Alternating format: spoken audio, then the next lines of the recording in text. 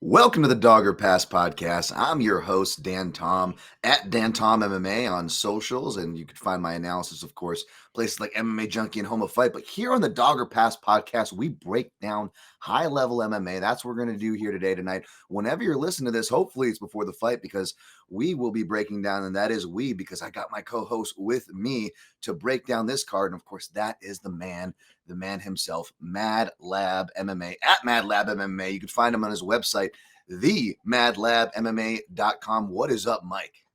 What's going on, dude? I'm ready to drink. yeah, man. It was quite a weekend. There will be no boasting on this show, folks. Don't worry. We both had some tough weekends. My main event streak for the show is gone. We were on a hot main event streak since me and Mad Lab took over. When it's just been us, it's been perfect on our consensuses. And I think Mike's only missed one main event in this whole stretch. And then I missed none, but that came to an end via split decision, which, we'll briefly talk about. The fact that it got to a decision, I don't think anybody on either side can really cry too hard or brag too hard, conversely, in a fight like that, which we'll talk about. But Mike, it was we've got some analogies for how our weekend went, I think, huh? Jeez. Yeah. I mean, this your main events. This is the first week since we've been doing the show that I had a losing week in wagering. So I'll be transparent about it. This last week I did lose, but up until that point I was on the streak, and pretty much this is how it went. You ever had your shit pushed in? Your shit pushed in. Simple question. Nah? No. Had my shit pushed in. Oh, yeah, man. I had my shit pushed in, bro. Big time. That's exactly how my weekend went. Boxing held me up a little bit, though. I'll tell you one thing. I had a couple boxing parlays that kind of, stopped the bleeding a little bit. Thank God. But yeah, overall, but you know what? I got to be honest with you. There were some that were we discussed this all the time. Right. Yeah. Over 1.5. She ends up finishing the fucking fight. Like, you know what I mean? So it was things like that too. But my picks, we had some good picks. We did have some good picks, but like I said, the wagers were off, and I don't know what the fuck happened to Robert Whittaker, man. Like, the last thing I expected to go on him was his gas tank. That was the last thing I expected to go on him. Yeah, yeah. But I'll be honest with you. I know this is going to be an unpopular thing. This is going to be very unpopular. And I'm going to get drilled in the comments by this. I still gave it a small edge to Robert Whittaker in that fight. Yeah, I mean, it's going to sound, like spoiled milk either way, if we can test, because we were on the biased side there. That being said, that energy is a two-way street, and I was happy to see, for as much people that were just like, oh, this shit, I told you so, Rinya, there were other people who cashed RDR bets. We're like, everybody chill, relax. That was I don't know if that's one to really get too excited about. So it's nice to see that there's still bettors out there. Shout out to you guys winning with class, and congrats to you who are on certain dogs like Salikoff and others that we'll definitely shout out here, man. All props to you guys.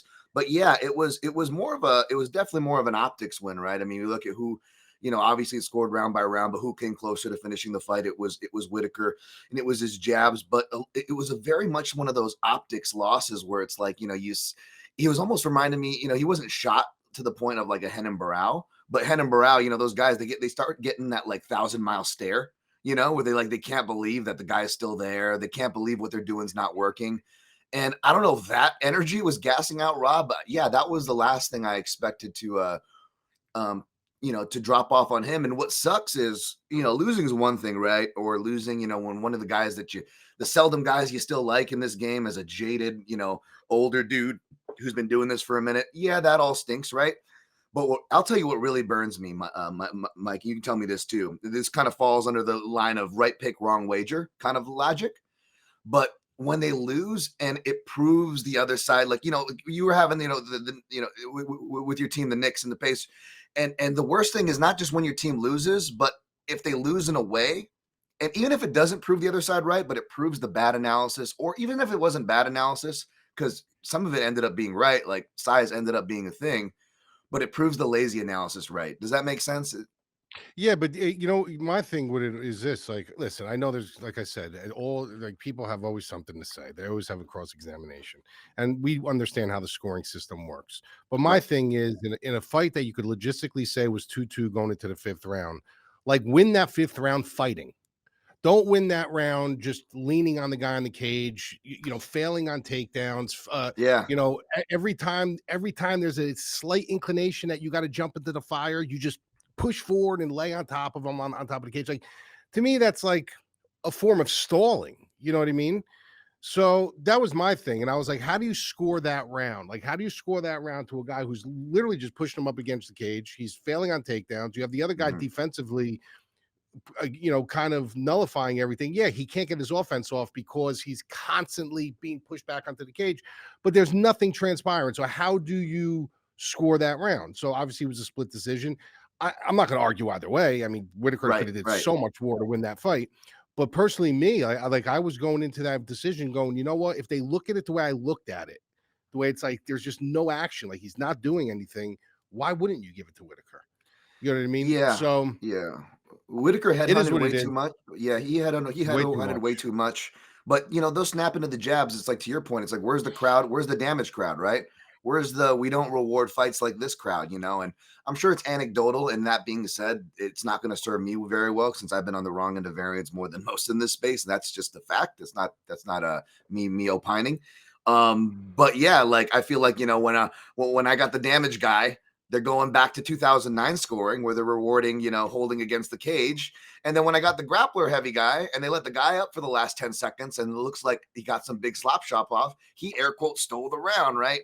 I guess what was annoying me was, and shout out to my guy, Johnny the Greek. I was on the UFC on the Line show last week. They were kind enough to have me, thanks to Nick and Johnny. But he always says bad bets cash all the time in this space. And I was hearing like, oh, it's just size and you know the people they just read the tape. They're like, oh, this guy's taller and his longer reach. He gonna win, Mike. He go win. You know, like that kind of Bro, analysis annoys the shit out of me. how didn't Whitaker finish that fight though? When he had Yeah, him, I that mean, was. he had him, bro. He had his body limp.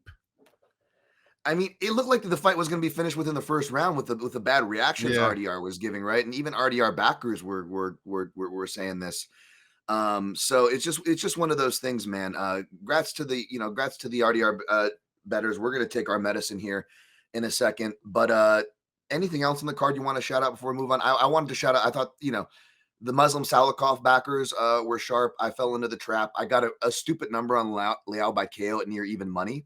So it forced me to jump on it late. And I also took the Buchecha by sub trap. And that was just terrible. That was just a classic You trap. know what's crazy Uh, about the two fights you just mentioned? yep. Salikov, I can't say like that was a sharp play just for the mere fact. Like I know you're like, well, he won. But the fact of the matter is, he didn't outwork him and he didn't beat him. Like he caught him with a shot. That's a part of the game. That's a completely part of the game. Sure. But if they fight if they fight 10 times, how many times does he catch him with that shot? You know, the Buchecha one was the one where I was like, how dumb am I? Like, how many times am I going to fall into this fucking trap when I see credentials of grappling and then I Hey, don't? we got it this week too. We got it this week too. Yeah, and I'll fall into the trap again. And I say it on the show, and I'm like, oh, you know, guys, like, look at Mackenzie Dern, no wrestling. Look at this one, no wrestling. And you never know. And I still fucking went with him, dude. I still fucking went with him. It's like I just don't learn my fucking lesson when it comes to that. Yeah, man. I mean, that's going to be a lot of it this week. I think that's reflected in the line and perhaps in our plays and the way we feel trepidatious about them. But it was just one of those things where, like, I was mad at myself because usually I would take like a bidet by decision, at least untracked, just because it's going to be at a stupid number, you know. And I guess it's more of those. It's not so much sharp, like you're betting on heavyweights that you know. Yeah, I know Buchecha is credentialed, but I mean that was a curtain jerking heavyweight fight, right? And like you said, how many times does Salikov repeat that? So, you know, by action and by what you're betting on, yeah, I don't know if we can say it's sharp, right? Because I don't know how replicable some of this stuff is. But at the same time, as far as the numbers you're getting, and if you're looking at it from that perspective, you know, I do gotta give some props there. And yeah, I totally fell into a bunch of traps. The only thing I got right was Yan by decision, which was one of my biggest bets along with Whitaker. But yeah, there's nothing to brag about there, man. So Yeah. bad week. Yeah. Sorry, Well, folks. Apologies. we We're trying to do move better on. this week. Make some money. That's right. So we drink got- now. So I drink from my bet last week that I lost, but I was on medication. I still am, but I'm going to do it anyway. And then you're doing the because I won the Almabaya fight. That's what this is, right? Yeah, you won the. That's right. You won the Almabaya fight. Who of all the wrestlers that won optics decisions, Almabaya was throwing strikes consistently throughout in there, and I got to give him his credit and you your credit on that one. That was a nice play with the 3.5 there. All right, cheers, Mike. Salud. Christ almighty. Oh, 100 proof Old Forester. 100 proof. Oh, Colin, this is supposed to be a fucking sipper. I'm doing it. Yeah, like you're supposed Jack to enjoy Daniels that. over here. I'm just killing myself with gasoline over here, guys, with some 100 proof bourbon. Straight. Oh, God. Woo! All right. Now, what's going to be the chaser for that? We got to send fucking Dayton a bottle of something so he could do these fucking shots with us. Yeah. Shout out to Dayton on the sticks, of course. We got Dayton on the sticks and Jared in the mist. So we're rocking and rolling over here, folks. But we're gonna be making it back. Jared in the mist, baby. We're gonna be making it back up to you guys because even though it's Apex slop and this and that, and I know I'm like the number one hipster when it comes to complaining about these things. Man, there are some low key action fights and some action fighters, regardless of the fights they are in or the odds that may be attached, that I am excited to see, Mike. Of course, I'm talking about UFC Vegas 108. There's 108 of these things. UFC on ESPN 71 of those, or just UFC, good old UFC fight night there between. Well, it was supposed to be Albazi and Taira, but Albazi fell out. Now it is Taira and HyunSung Park. Tatsuro Taira, of course, comes in as the favorite. He was scheduled to be here originally, minus 370. The comeback on HyunSung Park, plus 280.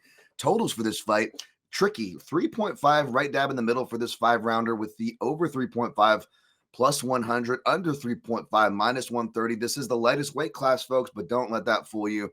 They are expecting some finishing prowess.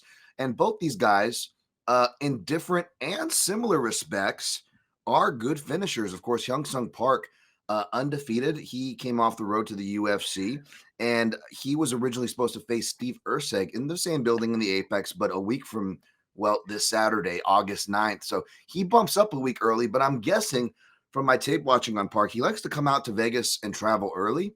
So I'm guessing that came in handy for the UFC, as we know that impromptu fights is basically their whole schedule at this point to fill their relentless schedule. I was, without tipping my hand too much, I'll just say I was very pleasantly. I liked Park last time we talked about him. I believe we both liked him last time. It was one of our first breakdown shows together. He fought on the Morales and Burns show. I became even a bigger fan of Park and appreciator this time around, really running closely through all this tape, and Taira as well. And I do feel like this fight is closer than the odds indicate, regardless of what side you fall on. Mike, what side did you fall on in this one? I'm curious, man. Yeah, so Park, you're right. That was going to be my exact words. He's been kind of like a pleasant surprise, right? And not that I never thought he was good, but I the more and more I watch him, I'm like, wow, this kid, he's got like a nasty I didn't realize like how quick and slick his back take was, especially against a guy like Hernandez, who's known to be that like fidgety, wiry grappler once it hits the ground. Very good scrambler. And he was able just to back him, secure it, and finish. So like you could see the progression of him. But then you go through his resume and you're like, well, this guy's really never fought anybody. Now, it's not his fault. Like I know when I say that, sometimes people are like, well, it's not his fault. Like he's fighting who they put in front of him. But at the end of the day, the facts matter. And he hasn't really fought anybody of super high level. Then when you go on the Taira side, you're saying, okay, you look at his record, he's fought some decent guys. He has also fought some guys that really aren't that great, but he fights Brandon Royval, and that was a fight that I honestly picked him to lose in. I just said it's a little too much, a little too soon, just because of his style too. But then I go back and I'm looking at the way they both match up. And, Park does like to hunt a little bit. He does like to hunt a little bit. He does have a good grappling prowess when he needs to use it. But the reason why he had so much success with somebody like Hernandez is because Hernandez is somebody who who will kind of not invite the takedown, but he's not one that doesn't mind being on his back because he does have a very good scrambler. He's like a top. As soon as his ass hits the floor, it's like hot potato. So he knows if you take him down, there is a possibility that this guy's going to shrimp out or activate his hips and get into a better position. And that's what, if you watch his film, that's what he does. Completely different style of grappling. When you're talking about the grappling prowess of both of those styles, it's completely different. You're looking at Tara's much more of a wrestling base. He's much more position before submission. So this is a guy who's looking to get heavy hips on you. He's looking to secure position. He's looking to strategically go through his chest moves, before he's latching something up. Where Hernandez and some of these grapplers they're on their back. They're trying to just make things happen on the fly. So, and I also think Tara's striking is getting better. I'd probably give a slight edge to Park in the striking just because I like the way he's kind of cautiously chaotic, I should say. Like he kind of comes in. It's almost like he's like poking at the door to see, is the door hot? Is the door hot? He doesn't just come in. And when he does enter the fray, when he does come into the pocket, like I said, he does have an ability to be very confident when it's grappling. And I don't think that's a good idea in this fight. Not with a guy like Tara, because I think as good as Park is and what he showed us, it's been against much lower competition. And I think if Tara gets on top of him, Tara starts controlling that battle on the ground, I think it's going to be endgame from there. So I think it starts on the feet. I think this fight ends up on the ground, probably longer than it's on the feet. And I think Tara's going to end up submitting him probably sometime within 3 rounds.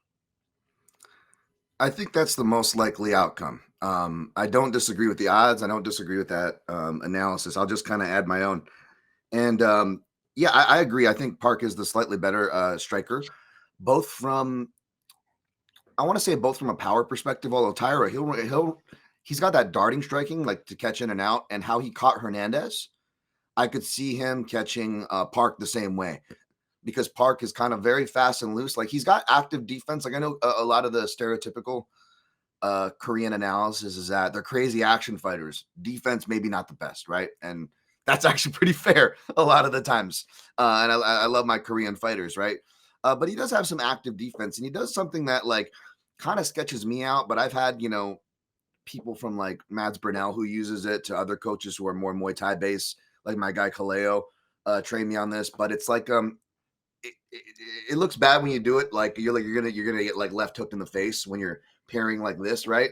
But it's only meant if you actually got a beat on the punch. Like you parry, you touch in front of you, and if it's a 1 or a 2, you can kind of pass it through and jab at the same time. And he's really got those hard wirings. Looks like he's really working with like some, because Korea's got some good boxers, as you know, Mike, right? So there is a boxing history and precedence in that country, and it looks like his boxing has really stepped up. But he's also got some wicked leg kicks too, which I think could be low key, come in handy. But here's the problem: is when he kicks, even though he's actually a really good kick counterer, Park gets countered a lot when he kicks. So a lot of the times the commentary I notice, and by the way, Bisping, it's complete opposite. Like he's come around on Park, but he was like overly hard on Park, like scoring rounds incorrectly. If you're just listening to commentary, I love Bisping, but he'll mislead you. Whereas when like Bisping, when doesn't he score rounds incorrectly?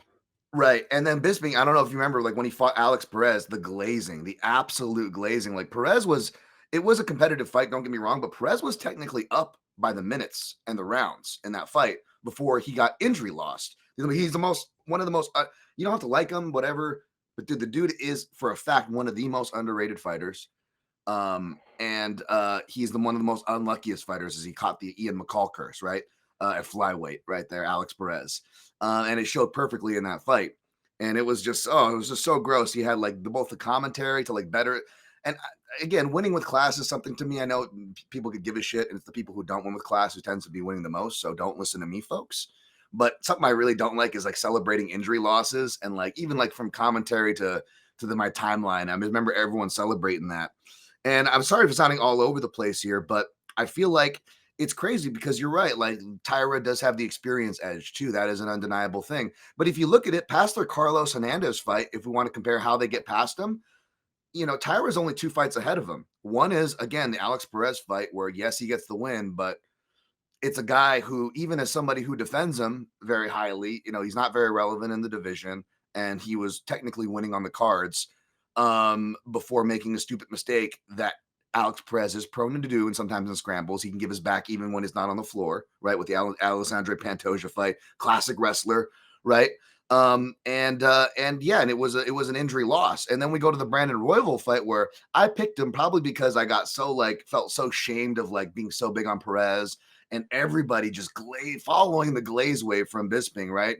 Like, it's so weird. Like, MMA gambling Twitter usually hates Asian fighters, but they love Taira for some reason. It's crazy. And I got caught up in that. And I'm like, you know what? I think maybe Taira can finish Royval, right? Because Royval gives plenty of back exposure. And even though Royval won, I went back to watch that fight, right? Like, Taira's done in the third round. Like, the only reason why he gets through that fight, and it's because of his toughness, yes.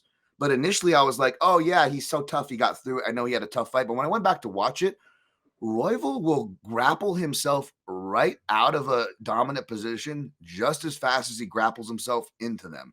He made so many stupid mistakes. He should have had to finish so many. If I was a Royval inside the distance better, I would have been pulling my hair out. He should have had that fight finished so many times, both on the floor, on the feet, and in the clinch. And when Taira was on bottom, it wasn't even his bottom. His bottom game actually didn't impress me too much. It was more Royval's mistakes. So I'm just playing devil's advocate here, by the way. Again, Taira, deserved favorite. What you said, Mike, the most likely thing to happen. But is he really that much proven? And when I look at it, Park, like we were talking about, is much more of a back taker than I thought. And he's really good. Like, he's got some really good, some good wrestling. And good chair sits to the back, and he's real tight game. He's not messing around. He's not trying to get fancy with it. He's just going right to the finish. Not as fancy as Taira, not as eye-catching, but effective, right? And here's the thing. This fight kind of reminds me of Kevin Lee versus Michael Chiesa, which you're like, what? Huh? Listen, it's two fighters who neither are shining in the striking department, right? But we're kind of splitting hairs on who's the better striker, even though I feel like these guys actually offer more in the striking than Chiesa and Lee, with all due respect. But they were what? They were both back takers, right? Now, Michael Chiesa, both then and since, and his overall ceiling has been higher as an MMA fighter and as a back taker. He made an honorable mention for one of my top 10 rear naked choke artists in UFC history. To make the honorable mention of that list ain't no shrug, right? That being said, it comes down to styles, right? MMA is a styles fight. And when the two back takers come together, what I look is who has the better wrestling. And I don't know, Mike. We don't have a lot to prove off it. It could be proven wrong. Taira training up in the States. He's been training up in the States for his last few years. So for whatever that's worth. But I think Park's the better wrestler here. And if his cardio, I think it's back taker bust. Not that he can't get his back taken, right? In some weird scenario. You think he's a better positional wrestler than Taira? Yes. Positional. Yes. Not grappler. Yeah. Taira's got better some positional. Yeah, he's got better. Taira can shuck to the back, and he'll do stuff like he'll bounce off the cage. He'll bait scrambles. He doesn't really get his first takedown, which is fine because it's kind of like a Khabib Nurmagomedov. Like, he'll use the failed shot just to get him to the cage, and he is working in the small cage, right? So he'll have opportunities to get his back, and if he finishes them, I won't be surprised, right? But if we're talking about a wrestling contest, if I'm looking at the wrestling fundamentals, right? I think he's the better wrestler, and I think he's one of the bold proclamation. And next to Alex Perez, I think he's one of the better wrestlers, because you look at against a guy like for example, Choi. I know it's a road to UFC fighter or whatever, but Choi was actually a lot of people thought he was going to win that, and via his grappling, he was supposed to be the better wrestler in this and that. And you look at the singles and the double chains that Choi was doing, and a big, strong, proven guy, Sunguk Choi, and has fought a lot of decent guys on the regional scene as well. And you just look again, you can be like, oh, the level. Yeah, I know the level. You can only do so much. You can only fight who's put in front of you. What I'm looking at is, what are they doing though?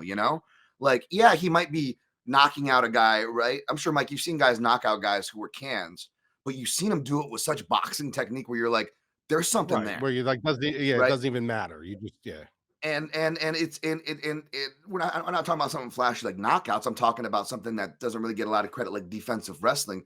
But I look at where his head's at, where his hands are going, his feet, his decisions that he's making. Dude, it's all correct.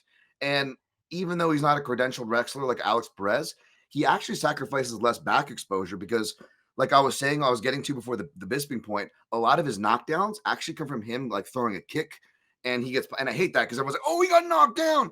And it's like he was on one leg, relax. Like if this was boxing and we had the seasoned people judging knockdowns they do in boxing, they would count those as slips half the time in the sport. But judges and commentary get carried away. And that's literally like 99.99% of Park's knockdowns.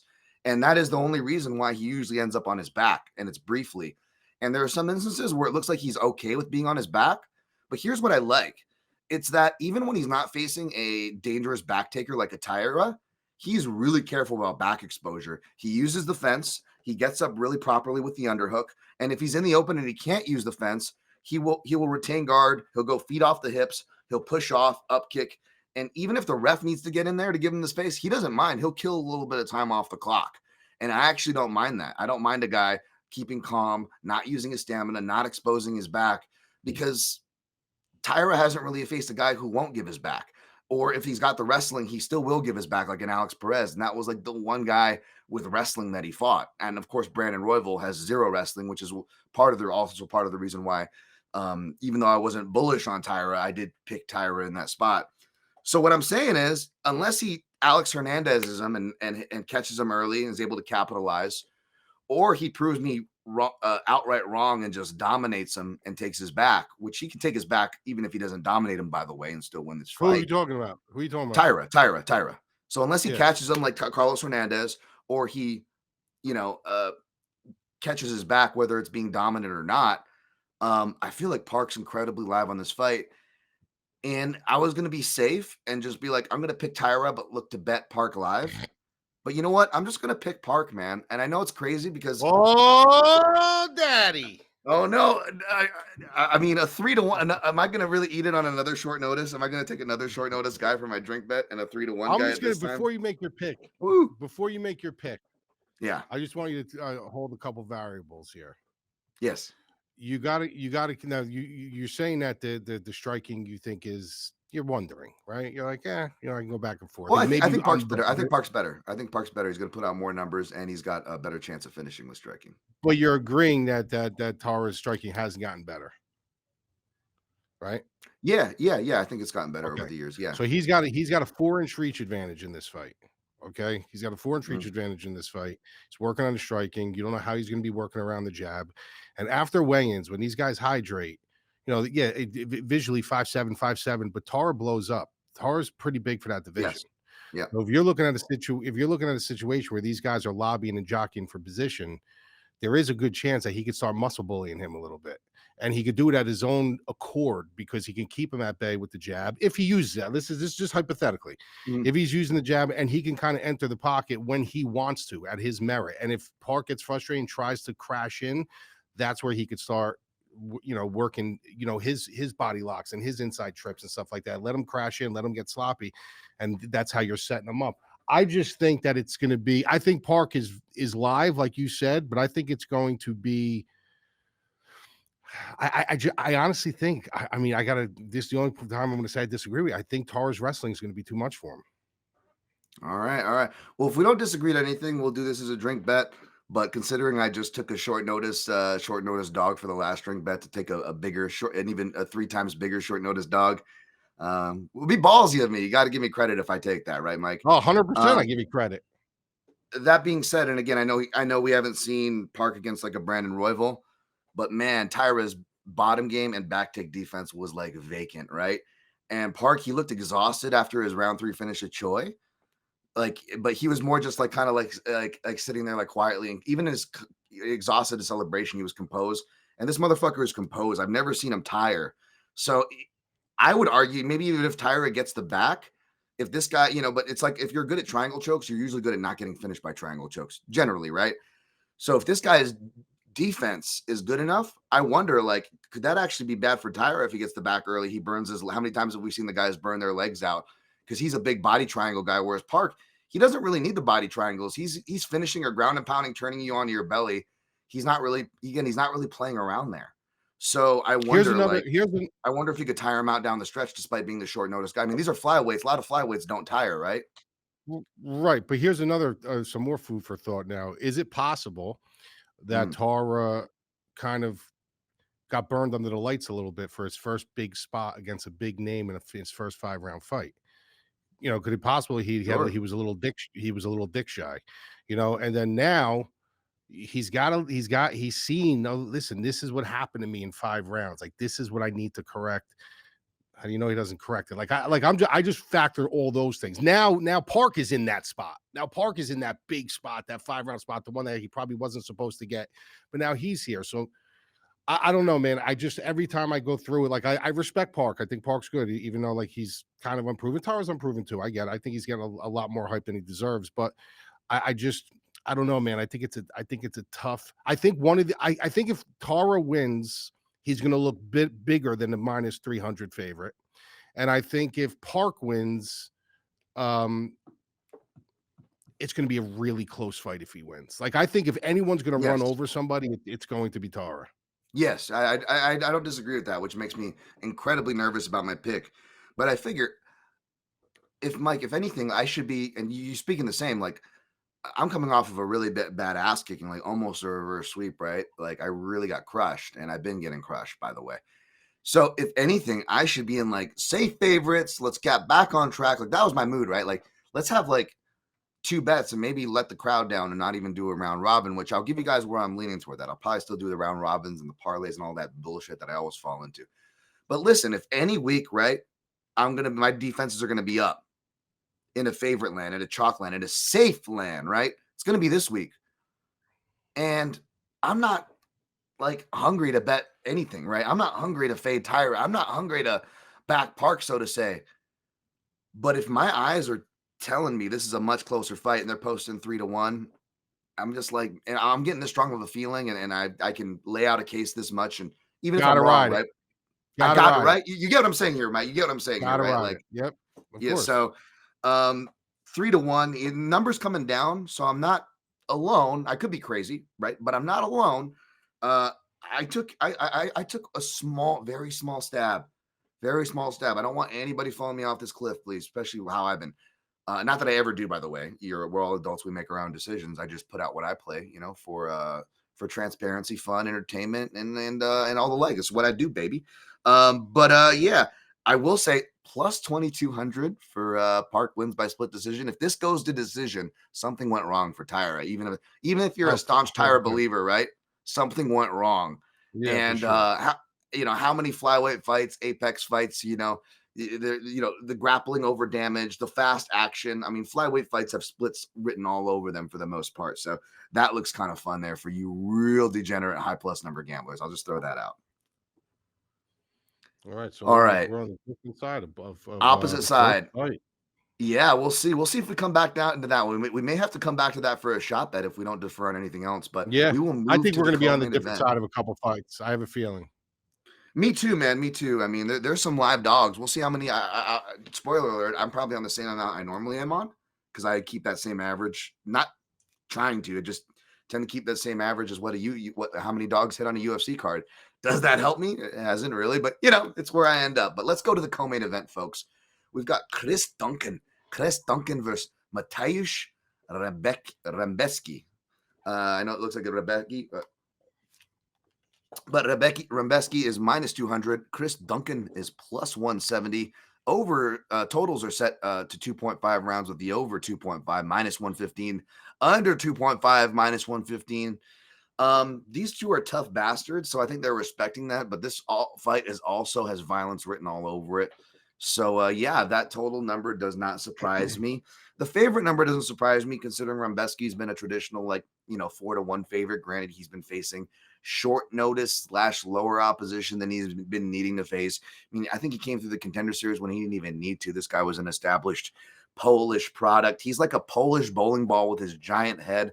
Shout out to Jack Slack, but his fights are full of cheeky nodders. They have an odds where it's is there going to be a head clash in this fight? You always bet it on a Rębecki fight. But Chris Duncan has been coming through as a dog, proving a lot of people wrong. Training over to American Top Team, is facing a southpaw. He is 0-0 against UFC level lefties, but he's been training with Dustin Pulyaev for a long time and other high-level lefties. Even had some old-school lightweights like Lace and T-Bow, who he looked giant next to him. I mean, that's how big Chris Duncan looks. Going to have a big size advantage here. what side are you leaning to, Mike?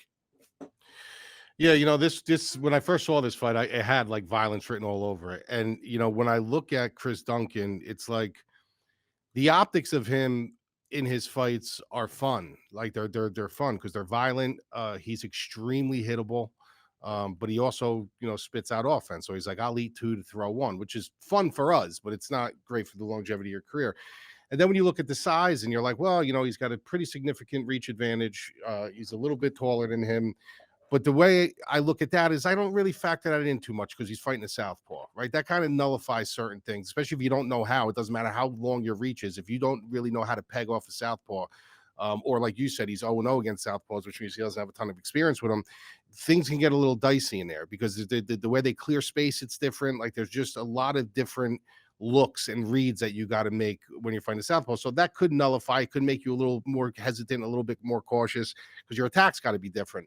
The one thing I do like about him is he's like a never say die guy. Like he's a guy who can be losing, and it's happened a few times with him. I look at the Oki fight.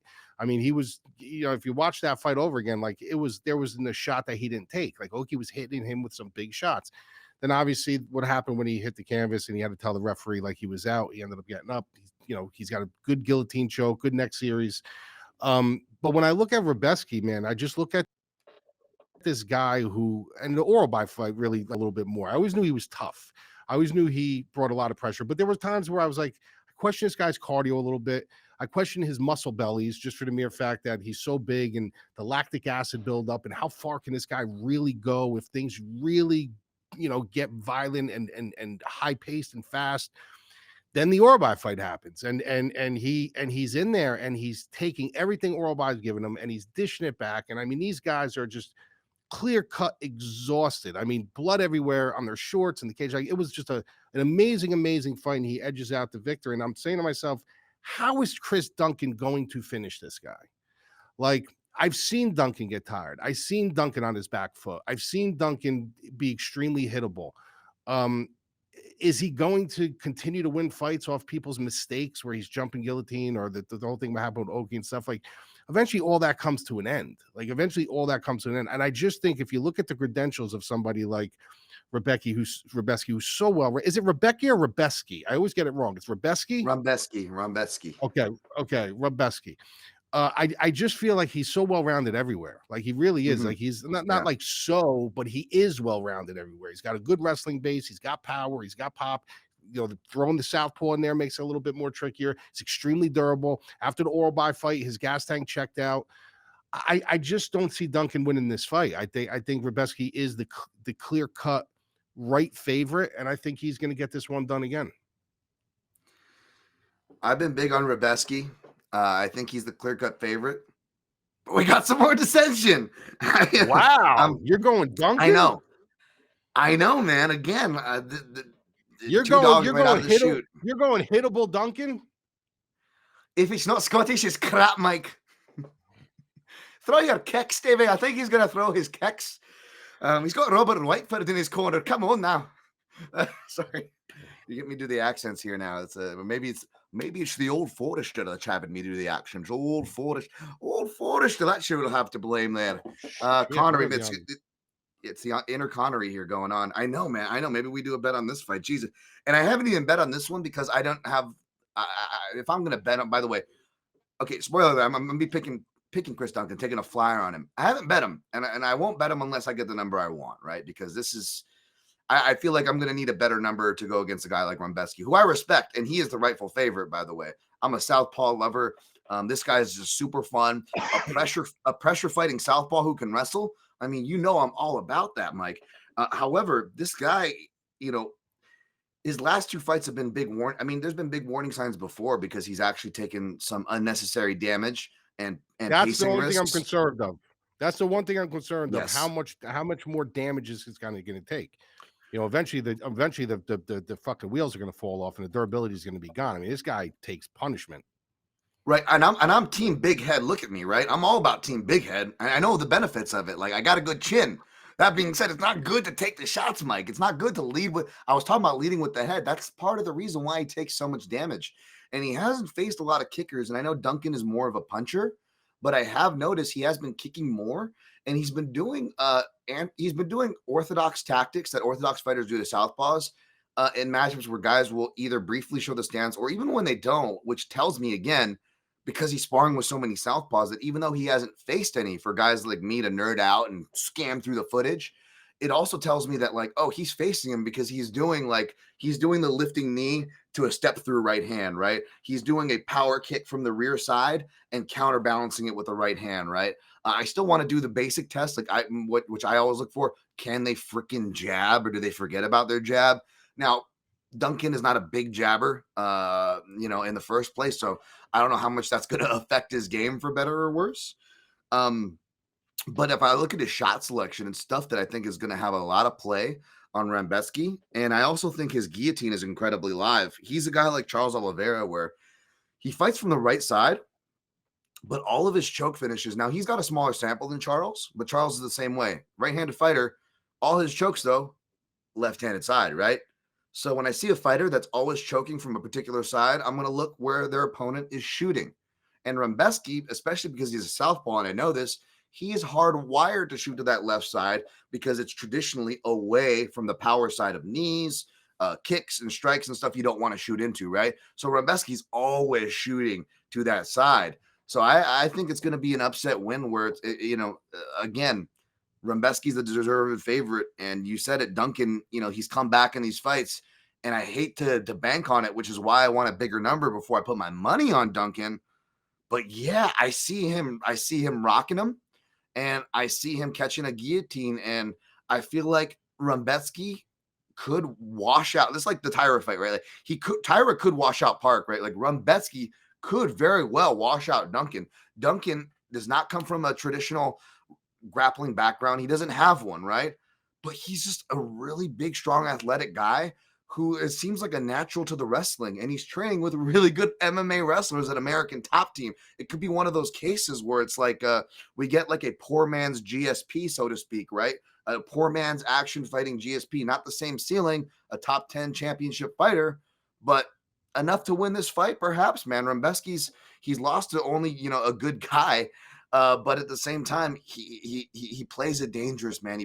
He's made me sweat so many times that I'm taking a flyer on Duncan here. I know it's crazy. Oh no, it's not crazy. It's not crazy. Listen, this is why they fight the fight, dude. I mean, this is why they fight the fight. It's we just view it a little bit differently. That's all. But listen, we've seen it 100 times. We've seen heavier dogs than this come out, and Yes. stylistically, you have to look at the paths, right? You have to go through I have a certain amount of check marks that I go through for every fight. It's the same thing. I have it written down, and I go through every one of them. I go green to red, green to red.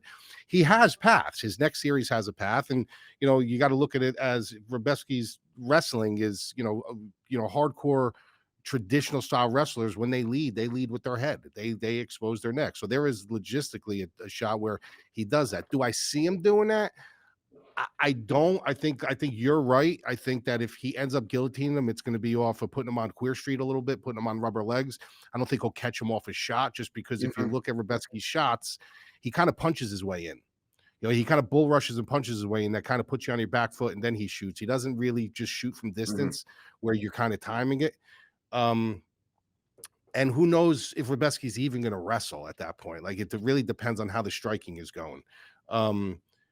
I don't know, man. It's I could see where you're coming from. I just after that Orbai fight, and I know the damage was insane, but he proved a lot to me in that fight, because I'm high on Orbai. I'm high on him. Yeah. So he definitely proved a lot to me in that fight. Yeah, it's not a fight I'm rushing to the window. This is not a dog I'm rushing. I'm willing to do the shot bet if it comes down to it. Let's do that. Yeah, all right. We'll call it at the end of the show, because I think we're going to be on a couple of them. It's probably a more fair shot bet, but to your point, which sounds crazy because who I'm picking, right? But again, I'm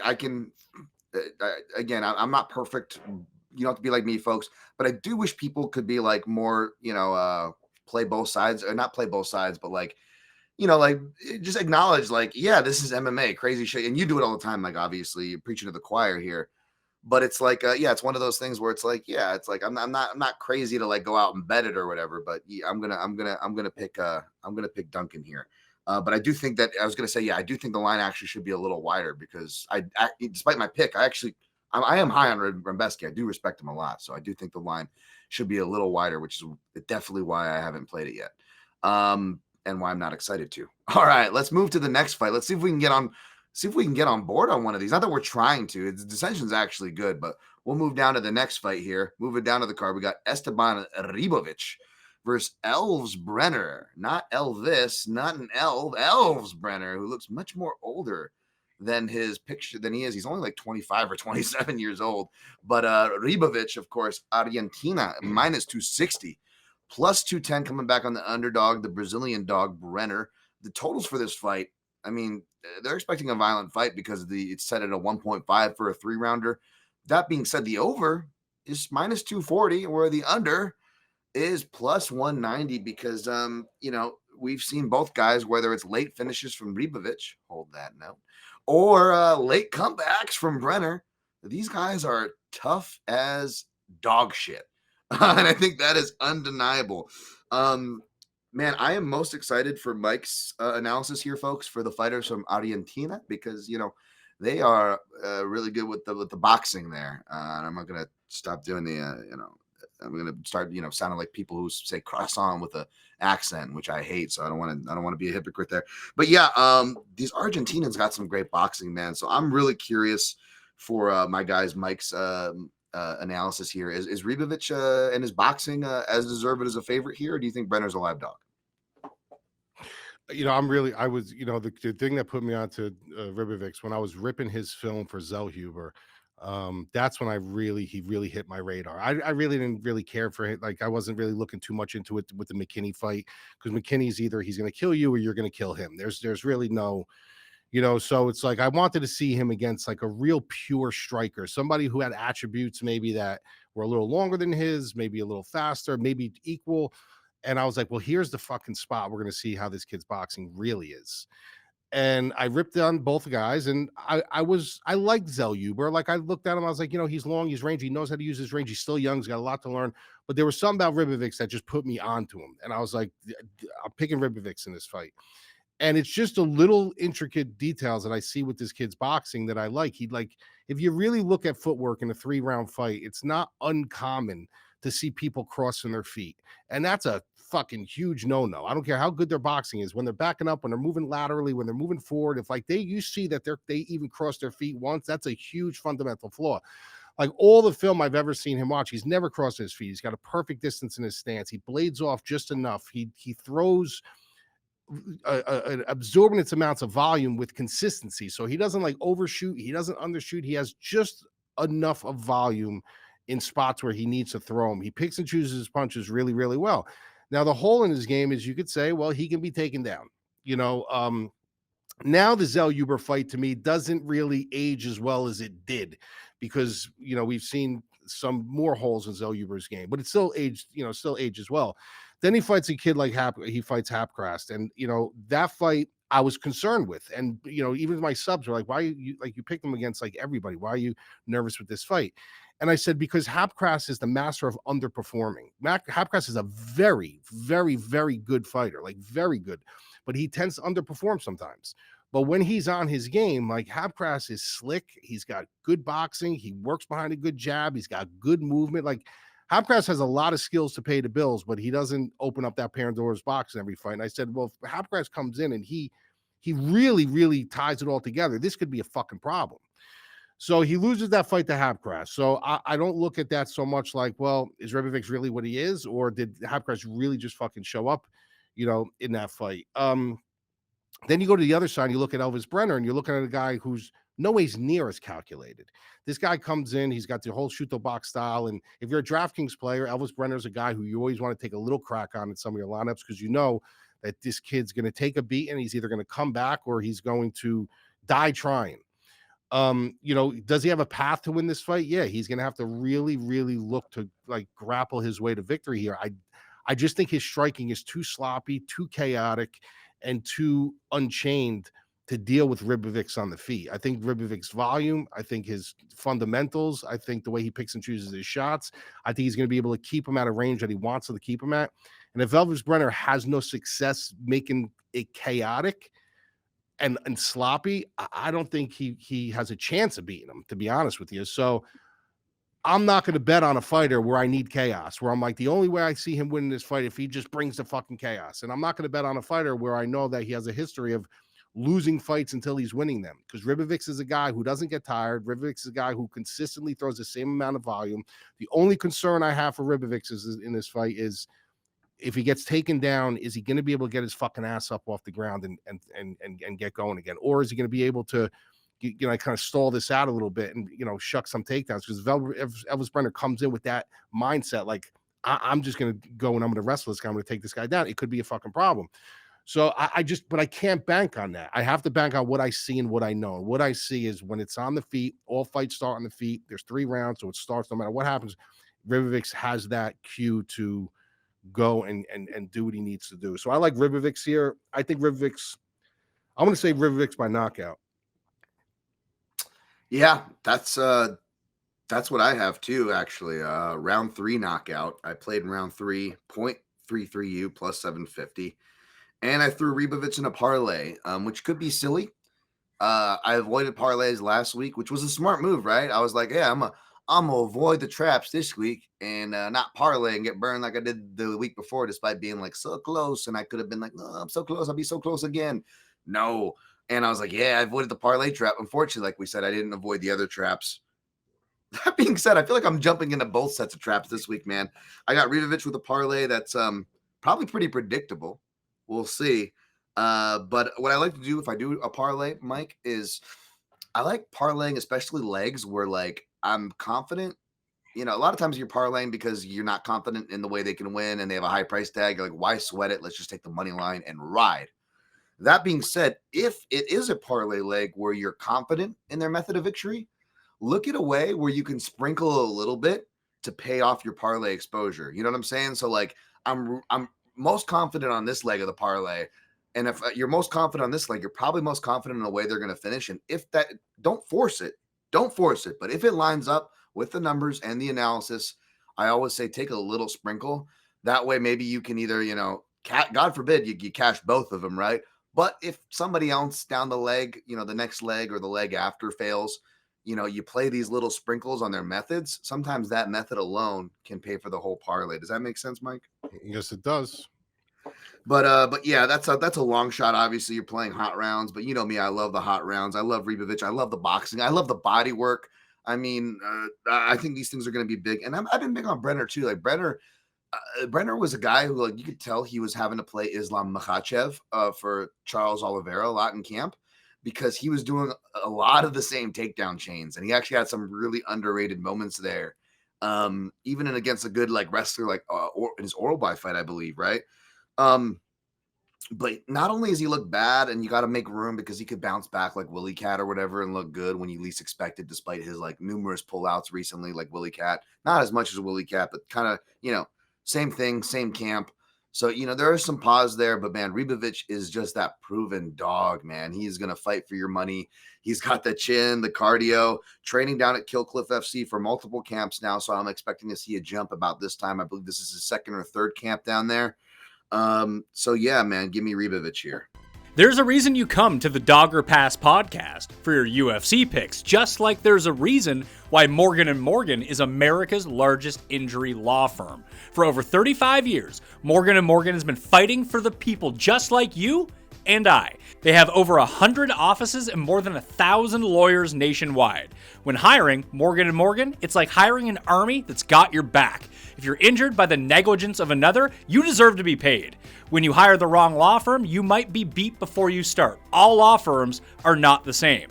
If you're ever injured, you can check out Morgan & Morgan. Their fee is free unless they win. For more information, go to forthepeople.com/doggerpass or dial pound law, pound 529 from your cell phone. That's FOR thepeople.com/doggerpass or pound law, pound 529 from your cell. This is a paid advertisement. All right. Next fight. Let's go down to the next fight here. Karol Rosa versus Nora Cornolle. I don't know if we'll have as much to say on this fight. Karol Rosa, she's still demanding favorite odds, though the odds makers like myself have adjusted with our expectations from Karol Rosa. Minus 180, plus 150 on Nora Cornolle. I'm not sure where it opened, but the over 2.5, where a WMA fight would be, minus 500, which feels like the minimum line. I mean, they're stacking these castle walls, Mike, to where it feels like you got to start looking at the unders at this point, right? If that Ricci fight didn't remind us of that, Jesus, but the under plus 375 for 2.5 rounds. Now, I do think this goes over, unless, Nora Cornolle is able to land a knee to the liver or something. She's got, some crafty offense in there. It looks like she's been trying to improve her wrestling.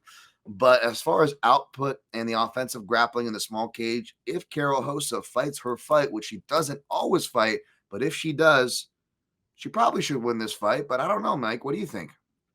Yeah, you said it perfectly. I'm gonna rip a line out of your dictionary. This is a fight that you guys got to look at. What do you like more, moments or minutes?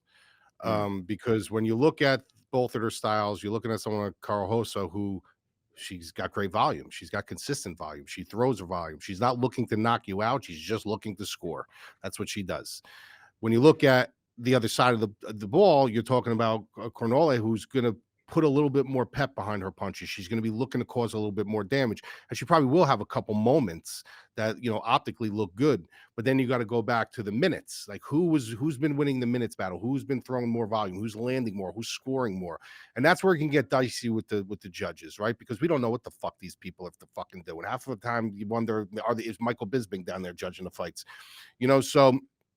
When I look at that, that's what makes me confused a little bit. I'm like, I know who should win this fight if it goes her way, and that's Karol Rosa. Well, who's to say that she's not going to be dictating the pace for about 2 minutes of the round, and all of a sudden, Cornolle hits, lands a couple big shots, and all of a sudden they're like, well, that was the damage of the round, so we're going to give it to Cornolle. So the other thing I'll say about Karol Rosa is she's another one who tends to underperform sometimes. Like sometimes she comes out, she looks violent, she looks great, she looks like she's actually trying to put it on you a little bit. Sometimes she looks like she's just in there point fighting like a Wonder Boy Thompson, and then sometimes you're like, what is she fucking doing in there? So you don't know who you're going to get from her. But when you look at the way they match up, like this should be a Karol Rosa decision. Like she should absolutely win this fight. I don't see a reason why she shouldn't, unless, like I said, she just doesn't show up.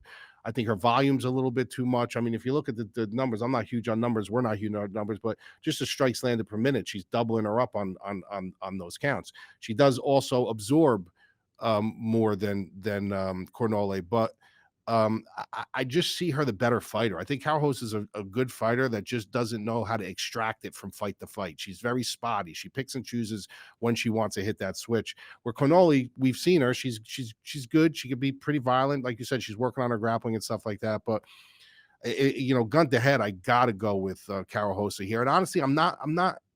I understand why the number can be scary because it's Karol Rosa, and we know, like, I can't believe we might actually put money on Karol Rosa. But the number to me isn't that bad. Like, it's really, really not bad. It's about right where it should be in my eyes. Yeah, I could say that too, for sure. Especially how they traditionally line Karol Rosa. I mean, they traditionally lined her, like minus 200 over to minus 400, right? So, yeah, I don't think it's that crazy of an ask. And especially with the shots that I'm taking, I shouldn't be scared off of it. But with the shots that I'm taking on this card or potentially taking, I did avoid this one. I'm not sure I'm going to want to get too involved, but yeah. And especially because, again, I also play at houses where I don't have the split decision prop, right? Or I don't have the, I don't have the round 3 decision prop. So how many times do I have to do, like I just did with the previous fight? I had to both play the fighter and expose myself to the money line and play the round 3 prop. Like, it's really annoying. It kills my bet record that already is being killed. But yeah, so don't listen to me, folks, because keep in mind, I'm not just trying to, like, oh, woe is me. Like, no, if you're in Vegas, you understand you play with some of the worst numbers here, oddly enough. So I probably won't be looking to get involved in this because split decision would be the main thing I would want to do. But Karol Rosa, yeah, not a bad line if you do want to take the dive on her. And I won't talk you out of it, but I just don't have too much interest myself. So let's move on to the next fight. This one is interesting. It's got 2 guys with a decent sample size. We know these guys, Neil Magny versus Elizeu, Zaleski, Dos Santos, Capoeira. Of course, Capoeira, Elizeu, Zaleski, easy Dos Santos. -210 is your favorite. Magny, the American, +175 is your dog. Total set for 2.5 rounds with the over at -175, under +145. So they're probably thinking this goes over.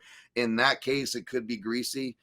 Part of me is like, does Zaleski Dos Santos just follow the blueprint and leg kick, Neil Magny to death and choke him out when he's on the ground like other Brazilians have? Or does Magny get his Magny on? It is the small cage, which encourages those clenchy and ugly situations that Magny has traditionally thrived on.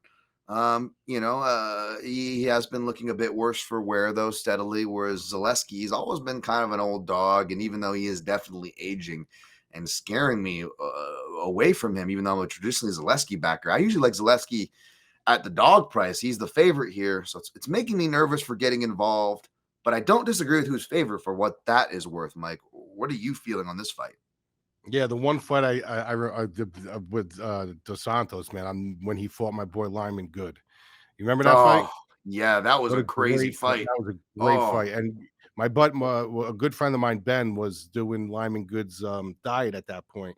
So, I was around him a little bit, and when he was preparing for that fight, and he what a fucking fight that was. But that was like prime Dos Santos. We're talking about years later now.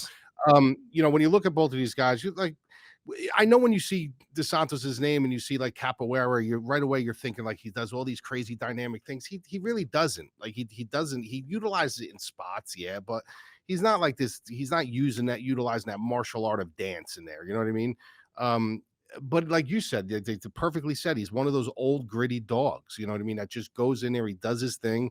Almost like an Andrey Arlovski. Once he got over his chin issues, he was just like that heavyweight gritty dog.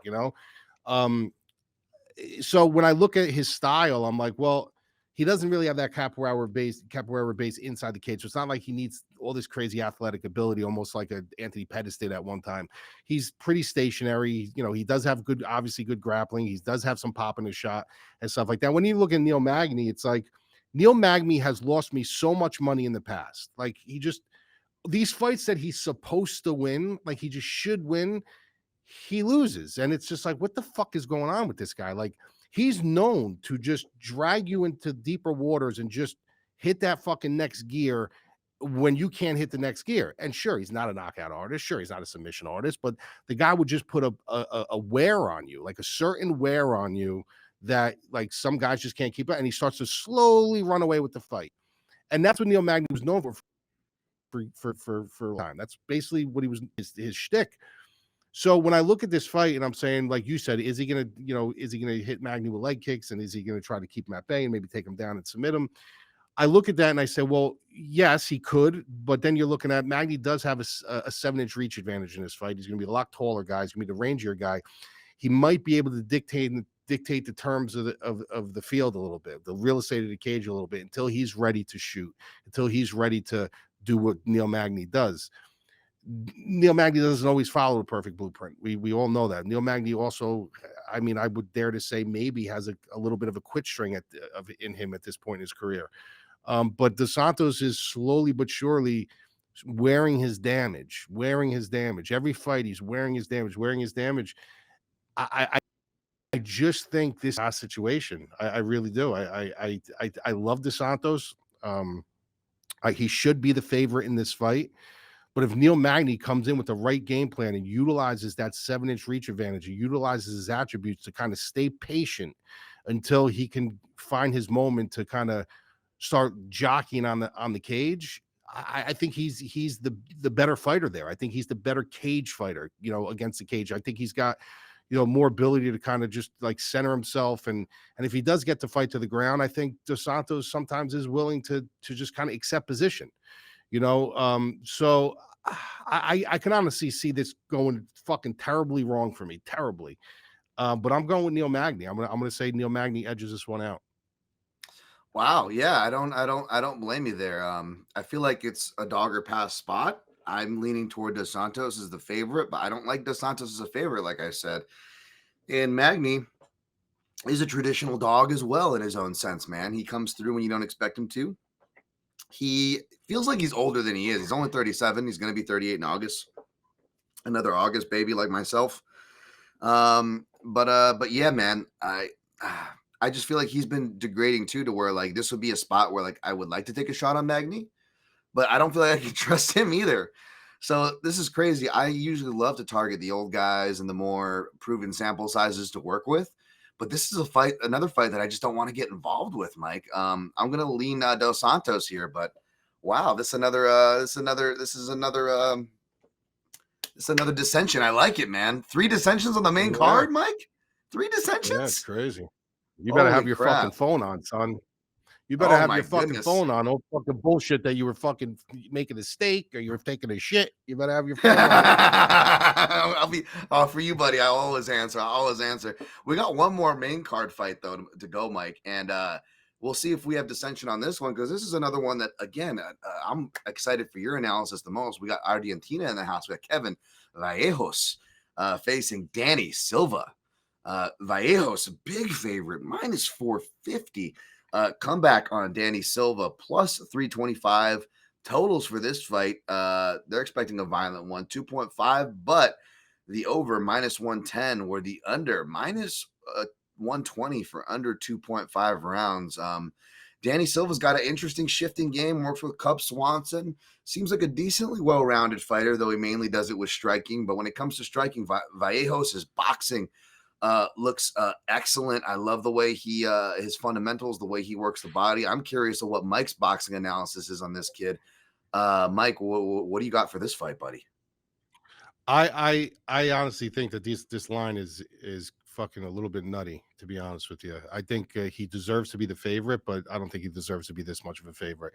Danny Silva, when you look at him, like you just said, he's somewhat pretty decently well-rounded. He throws some decent volume. He's the bigger guy. Both of these guys are switch fighters, which is interesting. You got 2 switch fighters.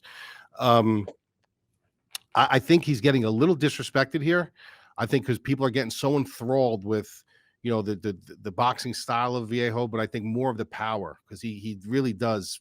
I mean, this kid throws with some fucking serious heat, where I think it could blur the line a little bit, and people can be like, oh, right away, just Vegas, he's gonna come in, he's gonna knock this fucking guy out.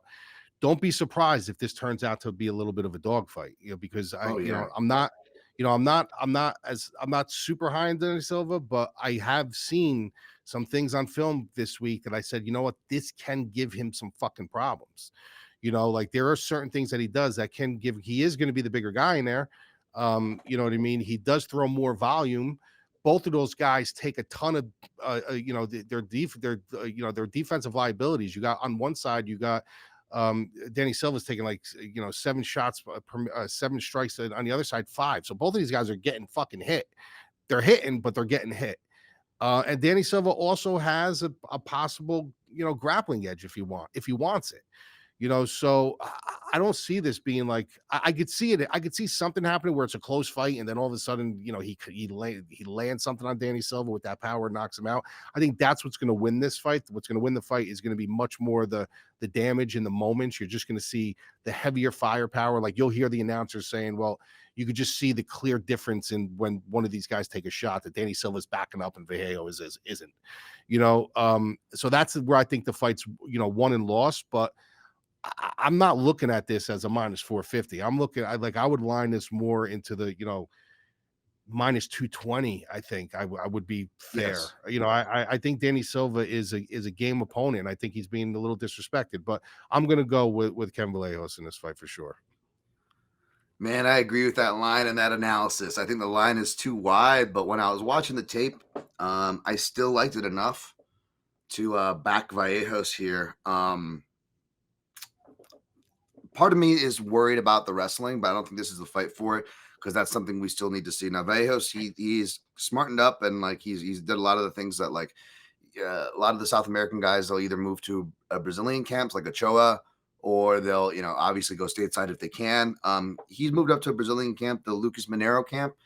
That might sound familiar because we talked about them recently, because Talison Teixeira comes from there, and again, something I noticed with the Talison Teixeira, I don't know how many big guys he has to work there, because again, I saw it the same here, where it's like he's like one of the only big guys at that camp, which is great for Kevin Vallejos. He's a small guy, so there's plenty of guys his size to work with. got a bunch of Brazilians trying to take him down and submit him. Probably not the worst place in the world for him to be. But I did see, like, and Mike, I'm sure you can relate to this because you know how it is with being big guys. There's not many of you, right? But there's like a big group picture of the gym, and it's like mainly like 170 to 135. And then you see big ass Taliesin Teixeira. And then you see some guy who looks like he's a middleweight, and he just looks fucking so unhappy because you know that's the guy who's like, well, you're closest to Talison's weight. You got to go with Taliesin today, every day. Yep. But yeah, I do like Vallejos here, and particularly the left hand and the left hook. That was something I did see. Even though Danny Silva has really good eyes and exchanges, especially early, and especially the first 1 to maybe 2 punches, when you start putting numbers on him, as good as he looks, he can almost, I don't want to say looks equally as bad, but he looks, I guess, surprisingly bad, because you would expect, when you expect someone with certain suave, whether it's offense, their swagger in general, and then there's a certain spot where they're kind of exploited. You're like, oh, wow. And it's weird because his defense actually looks really good the first like layer or two. But if you extend on him, or as the fight gets extended, he tends to lose more of those rounds. He tends to eat more of those shots, and particularly from the left side and body. And that's where, you know, Vallejos does a lot of his work, body work, good left hook. And I see that really being live. But again, I don't know if he puts Silva out of there. And Silva is a black belt in Vale Tudo, you know, which means he's got some groundwork in there. We've seen that in some of his fights. But his wrestling hasn't looked super impressive. There's been a couple shots where it's like, oh yeah, you really see his athleticism come through, but he's really relying on strength and bullying down for a lot of these takedowns. And I don't know how reliable that's going to be, even though that is going to be the thing that is going to tax one of these big lines on Vallejos. It's going to be some dude who grapples him and makes it ugly. Could it be here? It very well could be. I'm going to put the, you know me, I love my splits, especially if it's a potential hedge. And I'm really struggling for stuff that I really like on this fight card. So I'm going to put fight goes to split decision and a round robin as a potential hedge if it goes to decision, because I do think Danny Silva is much more livelier in that kind of a dogfight, to your point. But Mike, I went with the most fucking chalkiest, most casual play. The Argentina parlay. I parlayed Vallejos and Ribovics minus 134. 2.75 units to cover my exposure on this card. And I have stuff to make it back, but you know, I have stuff to make it back, but we'll see. That's one of 2 parlays I got for you guys. I like that. All right.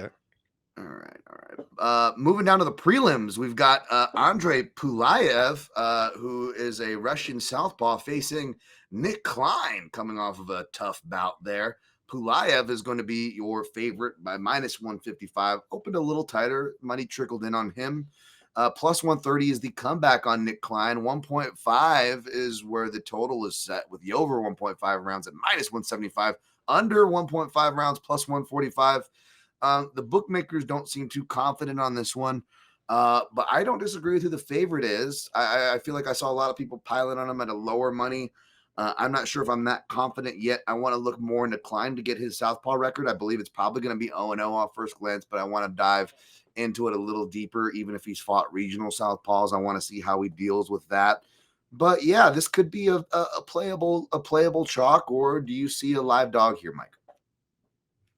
Yeah, first with Pulyaev, when I was watching film on him, it wasn't the easiest thing to find like a lot of deep film on him, right? So yeah, I was kind of watching what I could watch, and there was, in the beginning when I first started searching, I started finding fights that were a little bit back more in regional, and I was like, let me just get an idea what this guy likes to do, and I was just so blown away by how terrible this guy's footwork was in these fights. I was like, wow, this guy's fucking footwork horrible. Like, he was literally squaring up, and it looked like he was just, it looked terrible. I was like, wow, this, how the fuck is this guy even? Then I started watching more of his fights, a little bit deeper, a little bit longer into, and I'm like, wow, he's fixing these things now. Like, these things are fixed. I haven't seen these. I haven't seen him squaring up and kind of crossing his feet and doing all these crazy things that are just like taking so much leverage away from your shots. He's setting up his shots now, and now his striking looks good. He fights long. He still sometimes has a tendency to kind of open up his chin and kind of stand right in front of you, which I don't like. But for the most part, like, he's cured a lot of the illnesses that he had with his footwork and his striking. So, and now you could probably say it's one of his attribute as a fighter is like his striking. When you look at like Klein, like much more of a grappler, you know what I mean? Not really high on either of these guys, but I think if Pulyaev can just keep this fight on the feet, I think it's his fight to win. I think that if Klein can kind of expose him on the ground and get it there, then obviously I give Klein the edge, and that's where I think the dog money comes in. I think they're looking at it. Well, if there's such a gap on the ground, if Nick Klein gets it there, but he's got to get it there. Like he's got to get it there. He's got to clear space. He's got to enter that frame. He's got to be able to get inside on Pulyaev, and I just don't know if he's going to be able to do that. So I'm leaning towards Pulyaev. I think he's going to, kind of pull away with the striking. Even though it's a smaller cage, and that usually gives the grappler, the one who seems to want to grapple, an edge. I think Pulyev's length, he uses his length much better, even though he's only got a 1-inch reach advantage.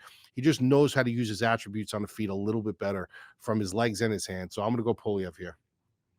I like that. And I like your analysis too with the small cage there. Although I will say, Mike, like, I feel like that if last week's fights were in a smaller cage, the fights that we mentioned about, like some of them getting burned on, I would have made different picks, right? Like I would have probably not have picked Saeed if it was the small cage. I would have picked the grappler, Mitchell, right?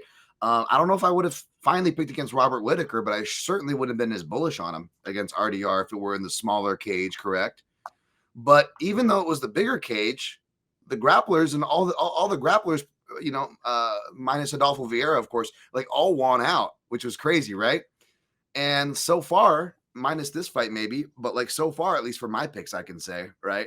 Like I'm actually picking against the arguably more dangerous grapplers in these matchups, even if it's by, a split hair here or there. I'm picking against the grapplers in the small cage, which again is very unlike me, but maybe if the MMA universe keeps that same energy, we'll see some of these strikers win in the small cage this week. I don't know, but I'm going to go with Pulyaev for this fight as well. I don't know if I'm going to pull the trigger because I'm already pulling the trigger on much more than I want to on this card, much less on a guy who is, at this level or a matchup of this level. I don't know if I'm rushing to the betting window. You know what I'm saying, Mike? Yeah, 100%. All right, let's move into the next fight, which could have some action for one of us. We'll see. We got Rinya Nakamura. Back to we got a couple accoladed grappler traps. This is the first of them. Rinya Nakamura minus 450 coming off of his first loss to a respectable Muin Gafarov. And Nathan Fletcher, Paddy Pimblett training partner, Next Generation. The comeback on the Englishman, plus 325 totals for this 2.5 rounds. The over 2.5, minus 200. Under 2.5, plus 160. They think it's going over, and I wouldn't blame them. Both fighters, I would argue, are still finding their feet. Nakamura is a southpaw, so I did go to Nathan Fletcher, and he is 0-0 against UFC level southpaws. Although I don't know if it was his last regional loss, at least against Wooding. He fought for the Cage Warriors title, who was a southpaw, and that guy was able to defend the takedowns, and he pieced him up from southpaw pretty bad. Pieced him up with the left hand of the head kick combo and finished him. Whereas Nakamura, he's got some power from that left side, but he's obviously a wrestler still learning to strike. He's got some real athleticism in there. Obviously has some ground skills and training there. History with the MMA lineage. But yeah, this is a fight where I'm curious where you stand, Mike. But I will just kind of tip my hand a little bit. I am leaning toward the favorite. Just a basic breakdown is this is sorry if my dog is chewing the bone in the background if you hear that, but dog action there. But Fletcher, basically, he's a guy who gets most of his wins rear naked choke, a good grappler. He could have some crafty moments. He could get some back exposure on the wrestler, perhaps make your Nakamura take a sweat. But ultimately, he seems like a guy who needs to have the wrestling advantage in his fights, and he's not a great wrestler, and he's going against a good wrestler. So I'm going with Nakamura here. But Mike, what was your read on this fight? My first initial thought on this fight is fuck Nakamura, that piece of shit. Bro, do you know what this motherfucker did to me, dude? I had a parlay when he fought Gaffarov. I had a parlay. It was like an 8-leg parlay for like plus 20-something hundred. And all I needed was him. That was it. And this motherfucker decides that I don't know what wrestling is. And he doesn't fucking wrestle. Yeah. So Like I literally saw him on this card and I was like, fuck this piece of shit. I hope he loses, right? But when I look at this fight, it boils down to this. Is he gonna fucking wrestle? Like, did he learn his lesson? Like, listen, like, how do you go into that fight with Gafurov and not fucking wrestle? Like, there's just a time and place where you want to showcase your striking. I get it. There's sometimes where people just get so sick. Like, even with me, like when I was training over at like Planet Jiu-Jitsu and stuff, everyone was like, oh, boxer. You see the boxing gloves, you see the sign, boxing. So I had an axe to grind. Like, I wanted to show these fucking dudes I can grapple too. So I get it, but there's a right time and a wrong fucking time to do it. And he just picked the wrong fucking day to try to prove to people that he can strike. It's about winning fights. That's what this game is about. It's about from my hook or my crook. It doesn't matter how you fucking win. It's about winning. It's about putting a W. And he totally just let one go by. Yep. So my analysis on this, if he wrestles, if he goes back and says, fuck that, I'm going to what wins me fights, he should roll Nathan Fletcher. And I think Nathan Fletcher is an okay fighter. Like, I do. I think he's slick. I think he's tough. I think he's got a crafty way about him.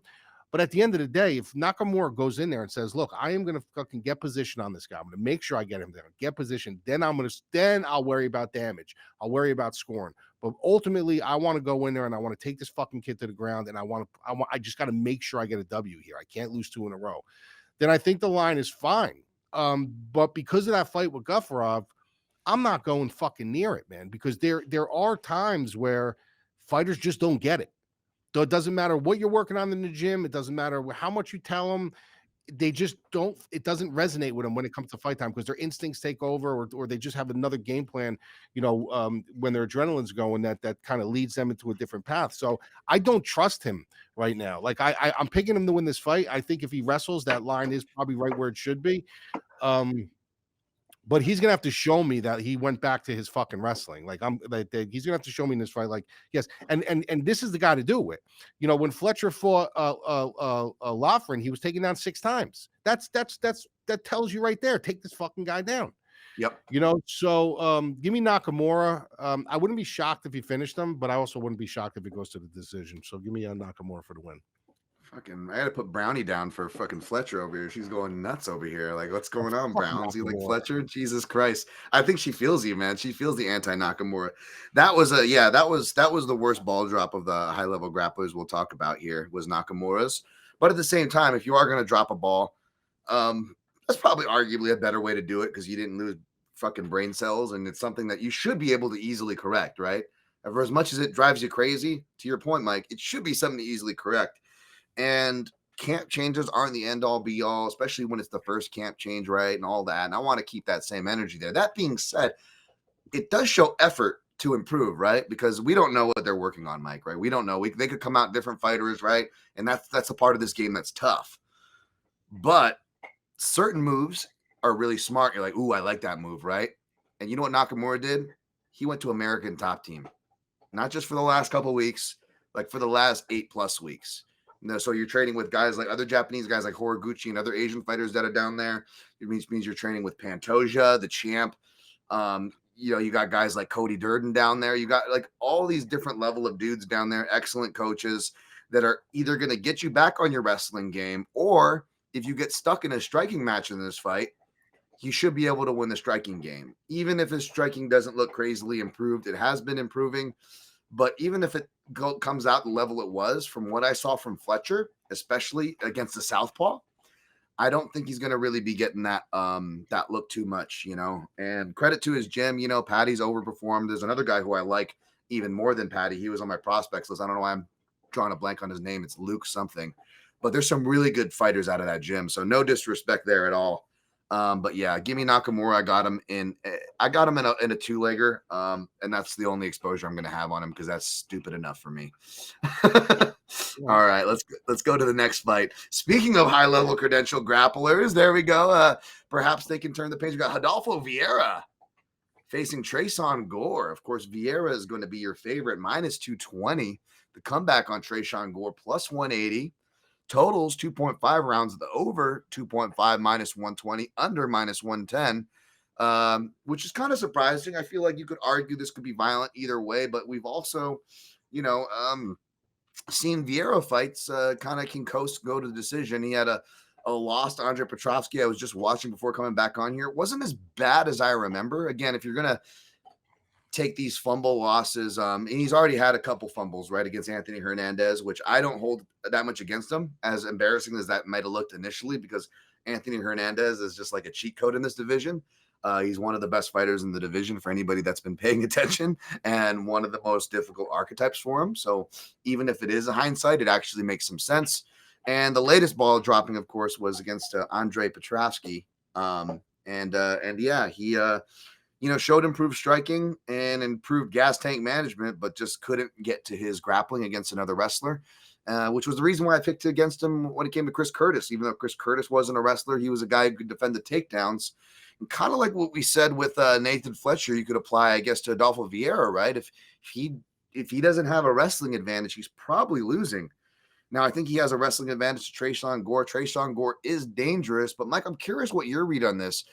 I think he's dangerous, and we should all leave room to be surprised because he is a young and growing fighter.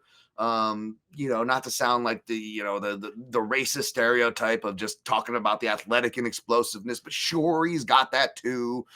But I don't know, man. I don't think Tresean Gore is as good as people hope, expect, want, is. What do you think? What do you got here, Mike? I mean, I don't think I respect anyone who walks into the cage. I think he's like fringe UFC level, and I'm talking about Tresean Gore. Like a couple guys he's going to beat, but for the most part, when you give him that one guy that you're like, well, this guy's pretty good, he loses, and it's the proof is in the pudding. I mean, Marco Tulio beats him his last fight. He beat Antonio Tricoli. Now, I met Antonio Tricoli a couple times. Super nice guy, not a good fighter. Josh Fremd, same thing, tough kid, not a good fighter. He loses to Cody Brundage. He loses to Brian Battle. Like, he's losing to guys that, you technically shouldn't be losing to if you want longevity in the UFC. Like, you could lose to one of them, you could drop the ball, but when you're losing to Cody Brundage and you're losing to Brian Battle, you're just the only two guys you're beating are guys that really are fringe UFC level. It's never a good sign, but he's tough. Like, Tresean Gore is tough. I'll give him that. Like, he doesn't do anything that blows me away. Like, when I watch him fight, I'm like, wow, bro, he's got it. Even though both of his wins are by submission, which is crazy. Guys don't think that's going to happen. I'm going to tell you something. I think Rodolfo Vieira gets a lot of shit from that Fluffy Hernandez fight. What people don't understand is it wasn't the Brazilian Jiu-Jitsu that won him in that fight. There's no way on God's green earth you could put it at minus 20,000 if they started fresh and they had a grappling match that Fluffy would submit Rodolfo Vieira. But when you're as gassed as he was, you can get a blue belt in there to submit him. Like, it's just when there's punches being thrown and it's just not grappling and it's not Rodolfo Vieira, it's night and day. You can't even compare the two when it comes to grappling, but he gassed out and he weaponized his cardio to win that fight. So, kudos to him. I mean, like you said, he is a cheat code in the division. But as Rodolfo Vieira's career started like transcending a little bit, you're like, all right, well, where's he going to go from here? Like, he's got to, like Mackenzie Dern, he's got to learn to wrestle. He's got to learn to get it there. And he just still doesn't really, I don't know what it is. It's like he doesn't have the tools to figure it out. Like, he just hasn't fully figured it out yet. So in turn, he goes to his next option, and that's, let me really improve my striking now. And let me see if I can get my striking, because maybe if I can get them to bait on my striking, and if my striking's feared a little bit, it'll open up the grappling for me. I'll be able to, they won't be so ready. Well, if he wants to stand the strike, let him stand the strike. But now I got some striking, and I got some power, and I've shown that.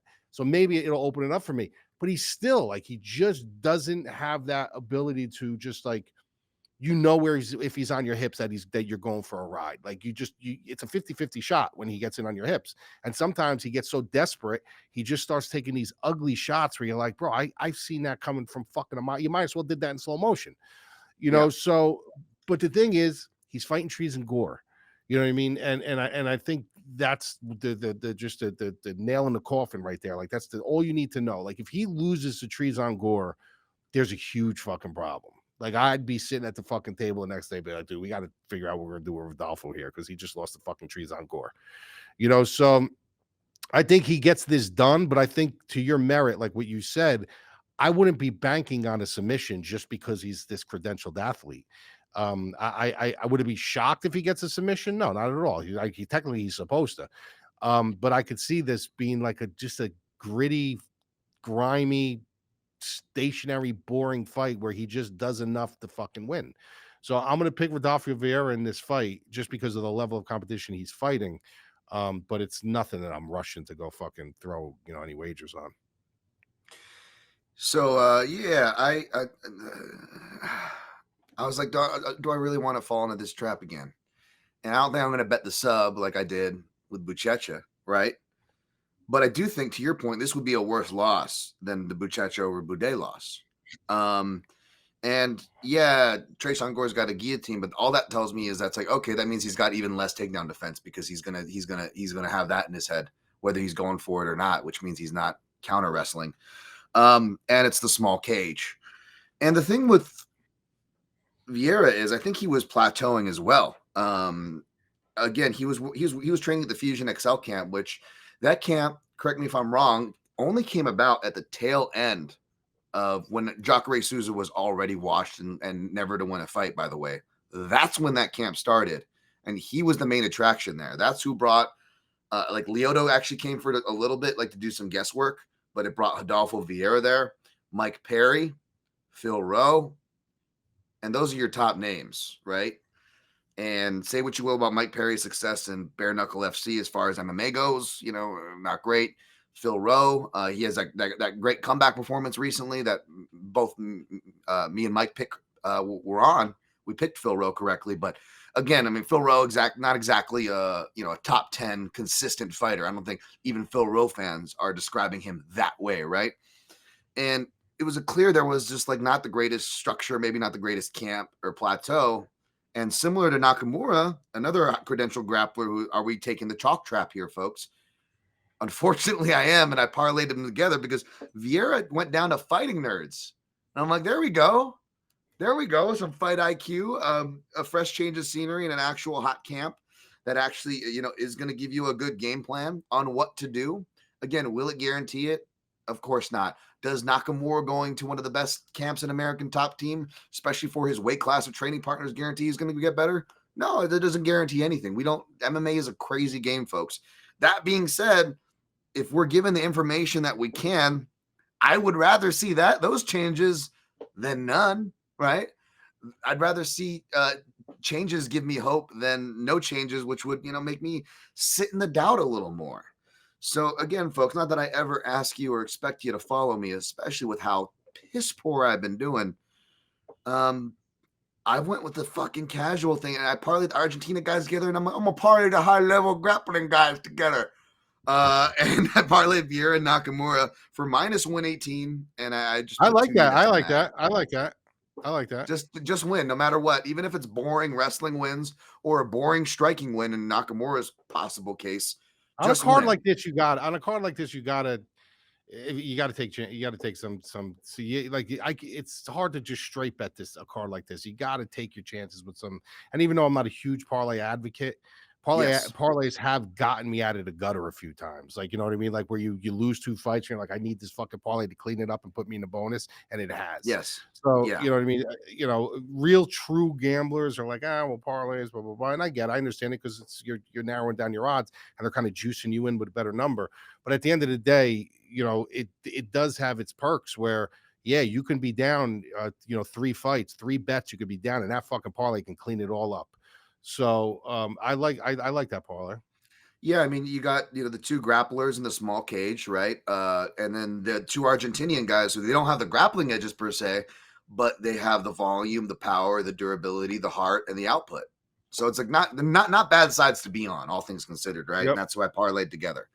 So let's move it on to the next fight here. We'll get out of these, get through these last 3 pretty fast. We got Felipe Bunes versus Rafael Esteban. Despite Esteban taking this fight on short-term notice, of course, Bunes was originally supposed to face Andrey Lima, who I like. Esteban, a big favorite. Esteban comes in at the -500 odds. He wouldn't open that, but money has come in on him. Whereas the comeback, +350 on Bunes. Bunes, dangerous, kind of not well-rounded guy, I should say, but kind of he has things to offer in every phases. Although wrestling, I would say, is not his strongest phase, which is why Esteban is such a problem. Esteban, when I wrote him up in my contender series, you'll see this as well. And it doesn't sound like a lot. Why you'd be high? Why was Dan so high on this guy from a decision win or whatever? It's because at flyweight, and Mike, I'm sure you can speak to this. It's much harder to control your opponent. Like control wrestlers are so much harder to come by at flyweight because everybody's so scrappily. And Esteban's actually a really good guy to control action on top, like a guy you actually would want your money on, despite him coming in on short notice and despite this line being a bit out of hand, to be honest.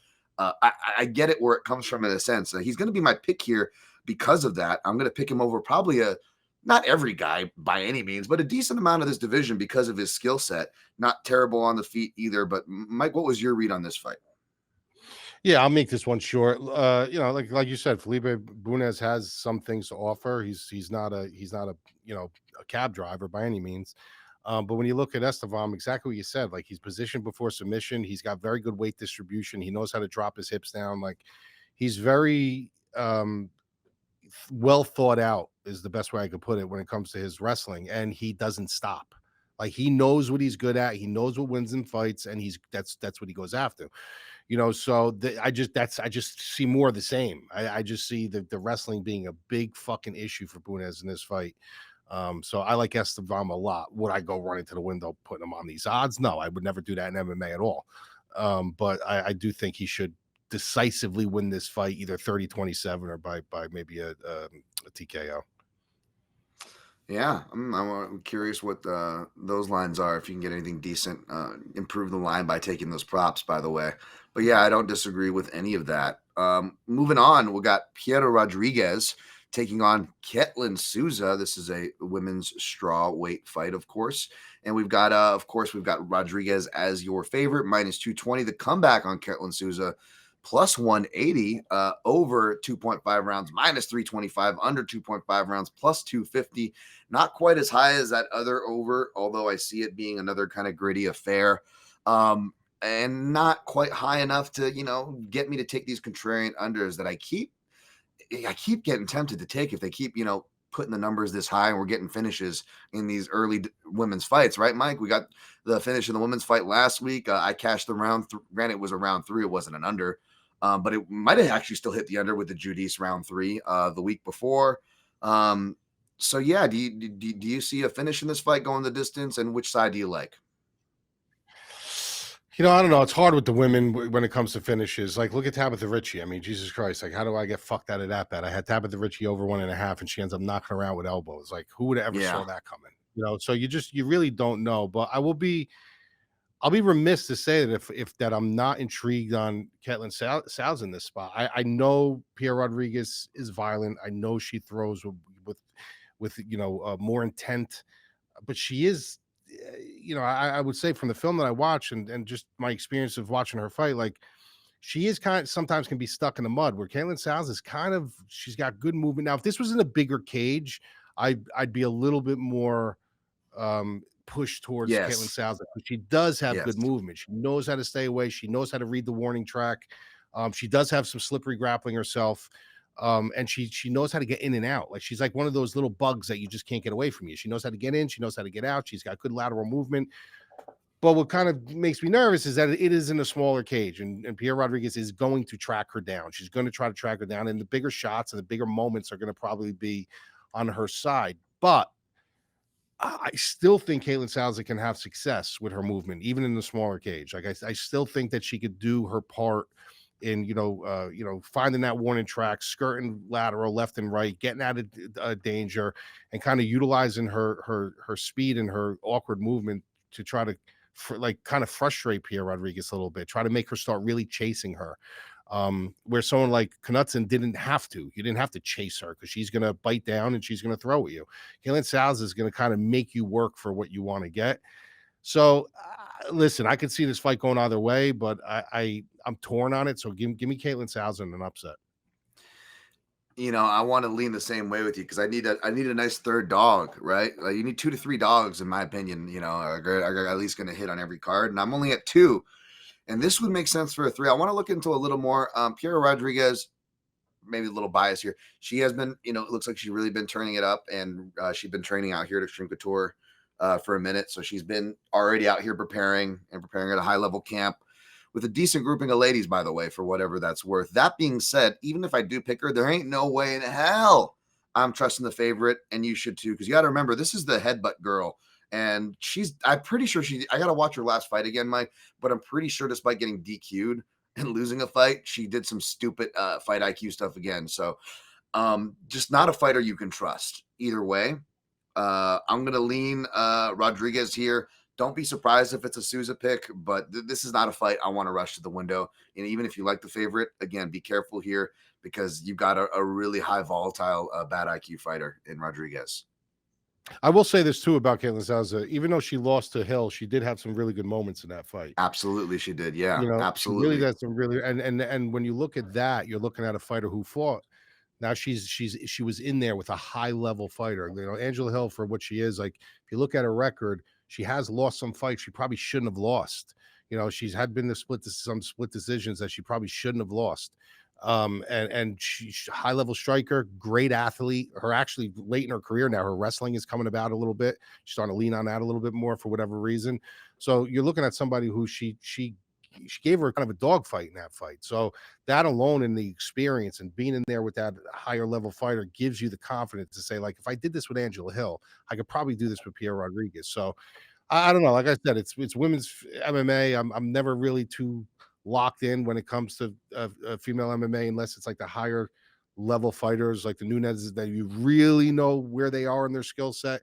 It's very volatile when you're at this level, but I see no reason why Caitlin Souza can't win this fight. Yeah, she's definitely a live dog. Maybe I'll probably take her in Tout Master, even if I don't pick her, so to speak. Shout out to the Tout Master people. All right, lastly but not least, let's get the last one and we'll get out of here, folks, with we'll cook a quick DOP parlay that hopefully will finally hit. We need one to hit, even if we got to go 3 legs this week. But we got Austin Bashi. He was initially slated to be facing somebody else, which I knew he was going to be out for a minute, but he's facing John Yanis, who is the CFFC or Fury FC champ, recently beat Nick Aguirre. Let me see who Austin Bashi was initially supposed to face here. It was Francis Marshall. And yeah, I knew he was out of this one. So a lot of these, that's the thing with a lot of these you guys want fights every week, folks. This is what we get. We get a series of impromptu fights. And I knew Bashi was out since last week already, way back when I was doing my interview with Johnny Walker that dropped for a Homa fight. Because I saw my guy Kai Kamaka there, who's been trying to get in these UFC fights, man. He's keeps putting his name out there. I don't know why the UFC is not picking him up. But I guess, this guy's a CFFC champ. Maybe they owed some favors there with the management. I don't know. But John Yanis has got some decent victories over Askar. He's beaten or not Askar. I'm reading the wrong way. He's beaten Mo Miller is the one that stood out to me. Mo Miller was a really accoladed wrestler I had my eye on as a prospect. He beat him via split. And he's coming off of a round 4 TKO loss of Nick Aguirre, but I want to watch more on this one. But that Mo Miller fight worries me because, again, Mo Miller more of a wrestle boxer, and that's kind of Austin Bashi's bread and butter. Bashi was on my prospects to watch list, dropped the ball, maybe a little too much too soon. So, he's more in the wait and see territory. Even in a fight like this, I wouldn't be rushing to bet Bashi in a parlay before the number gets up. Even if you do end up liking him, because again, he's in wait and see territory for me. And I want to watch more John Yanis. Were you able to watch any of this, any tape on this and have any strong takes here, Mike? Yeah, to me, it's just it's kind of cut and dry, this one to me. I'll keep it short, but Bashi came in off the Contender Series. They were kind of high on this kid and they gave him one of the prospect killers. They gave him Rodriguez, and Rodriguez does what he does. Like, he's not flashy. He's not gonna wow you, but that Christian Rodriguez is patient, he's calm, he's been there, and he kind of goes in there knowing, like, all right, I'm the Dragon Slayer. Like, they call me in here to really test these fucking kids out. And he gave him a lesson. But I think this is the UFC's way of saying, look, if they're giving him Francis Marshall again, they're obviously still high on him, because Francis Marshall has been showing leaps and bounds of improvement. So this was kind of a fight where they were going to really see where both of these kids are. And I look at this fight as this is them saying, look, Marshall backed out. We're going to get you back. We're getting you back on the board here. I've watched some of Giannis's stuff, not super high on him. Don't think he's super fast. Don't think he's super explosive. It's not terrible. But this is a fight that unless Bashi's like a bust, he should absolutely win this fight. So I don't like the line. I wouldn't go near it, especially because you don't know where he is after that Rodriguez fight. But even in the Rodriguez fight, even though he got kind of rinsed in that fight, he showed some good things. Like he didn't give up. He showed that he had heart. I just think this is a spot for him to win. I think this is kind of a no-brainer spot for him to win unless he completely drops the ball. But what are you going to go fucking around with a minus 500 for? You know what I mean? Yeah, exactly. It's it's just more of a wait and see spot. He'll probably win, obviously, but yeah, nothing I want to rush to the betting window at. But listen, we want to get to the betting window on a DOP parlay. Mike, are we going to try to cook a 3-legger this week and make the adjustments? Find maybe 2 minus lines and a plus line, even if it's a prop or a total, not necessarily a money line. Because I don't think we aligned on any of the dogs this week. We didn't align on any dogs. That's what I mean. It's going to be tough to find plus money because we didn't align on any. But yeah, I think that's what we do. All right. Is there any fighters that you see maybe winning inside the distance that we can get a cheat? Maybe not the most plus money line, or what are you thinking? What are you thinking for the plus money line? Let me see. Well, no, she's not plus. I was going to say Karol Rosa by decision, but that's not happening because she's still minus money in that, believe it or not. I will say maybe. Where's this method of victory?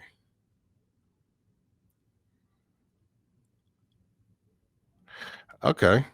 How about Ribovics by knockout plus 150? Okay. We can do a whole lot.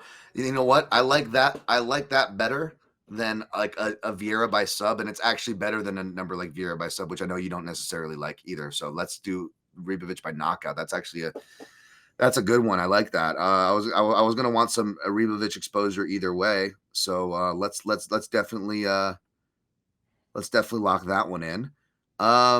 As far as minus money, I did just mention again, it won't be the sexiest one, but what if we did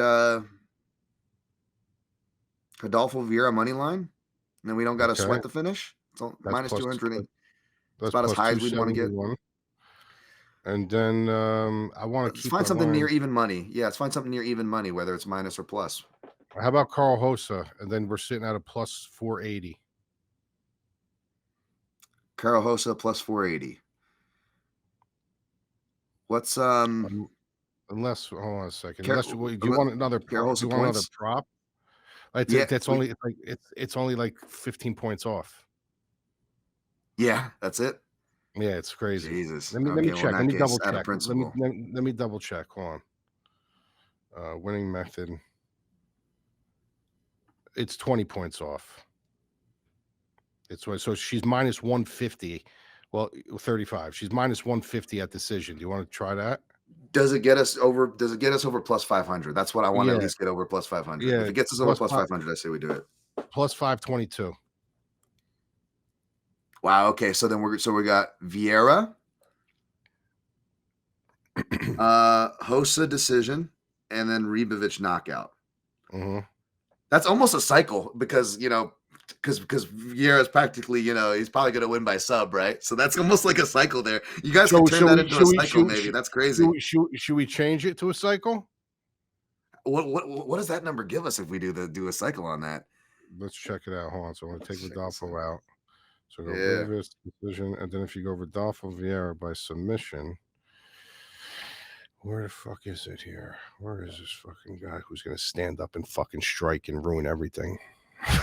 Yeah, right.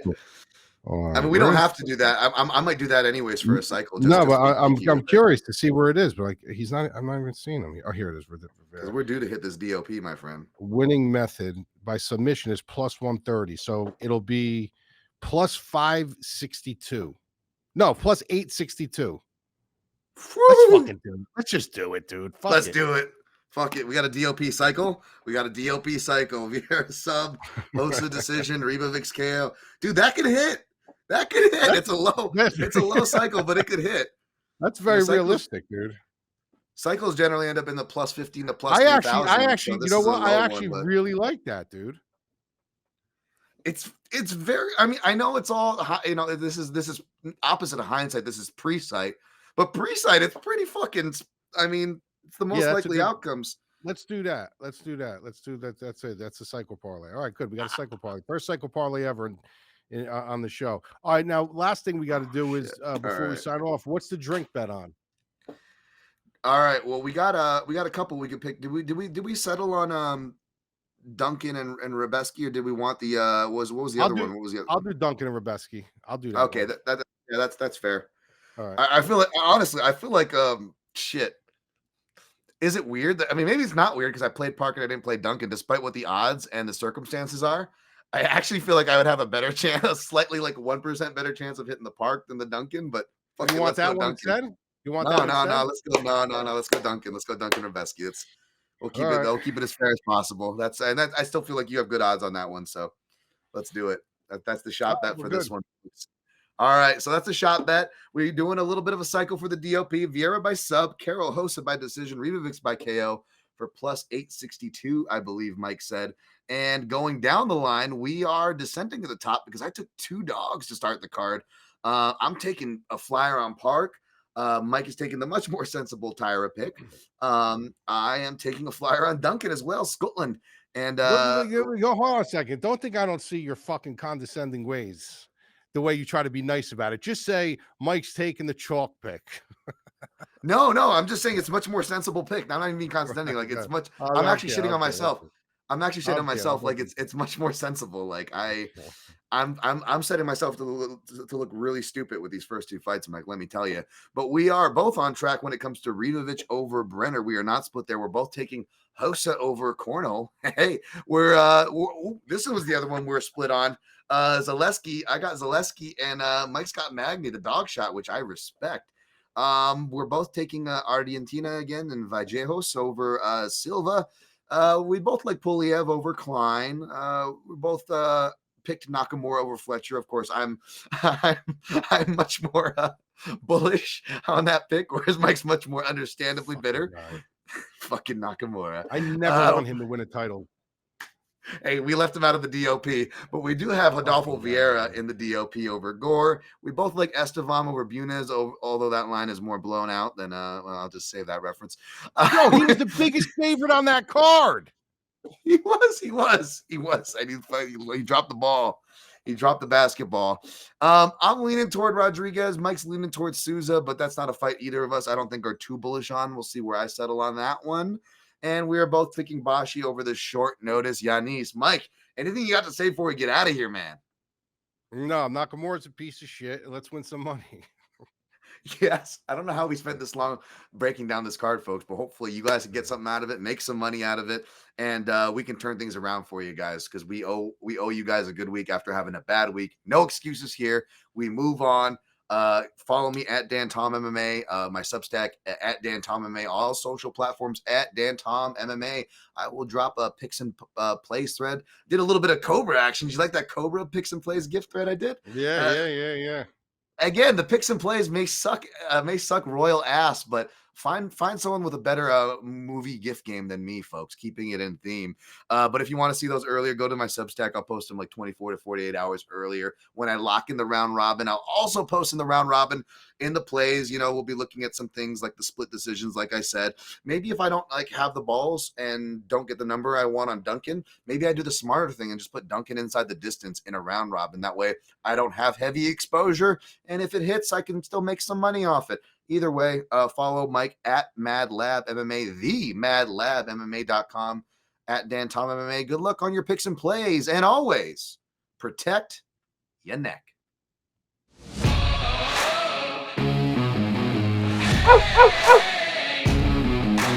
Oh!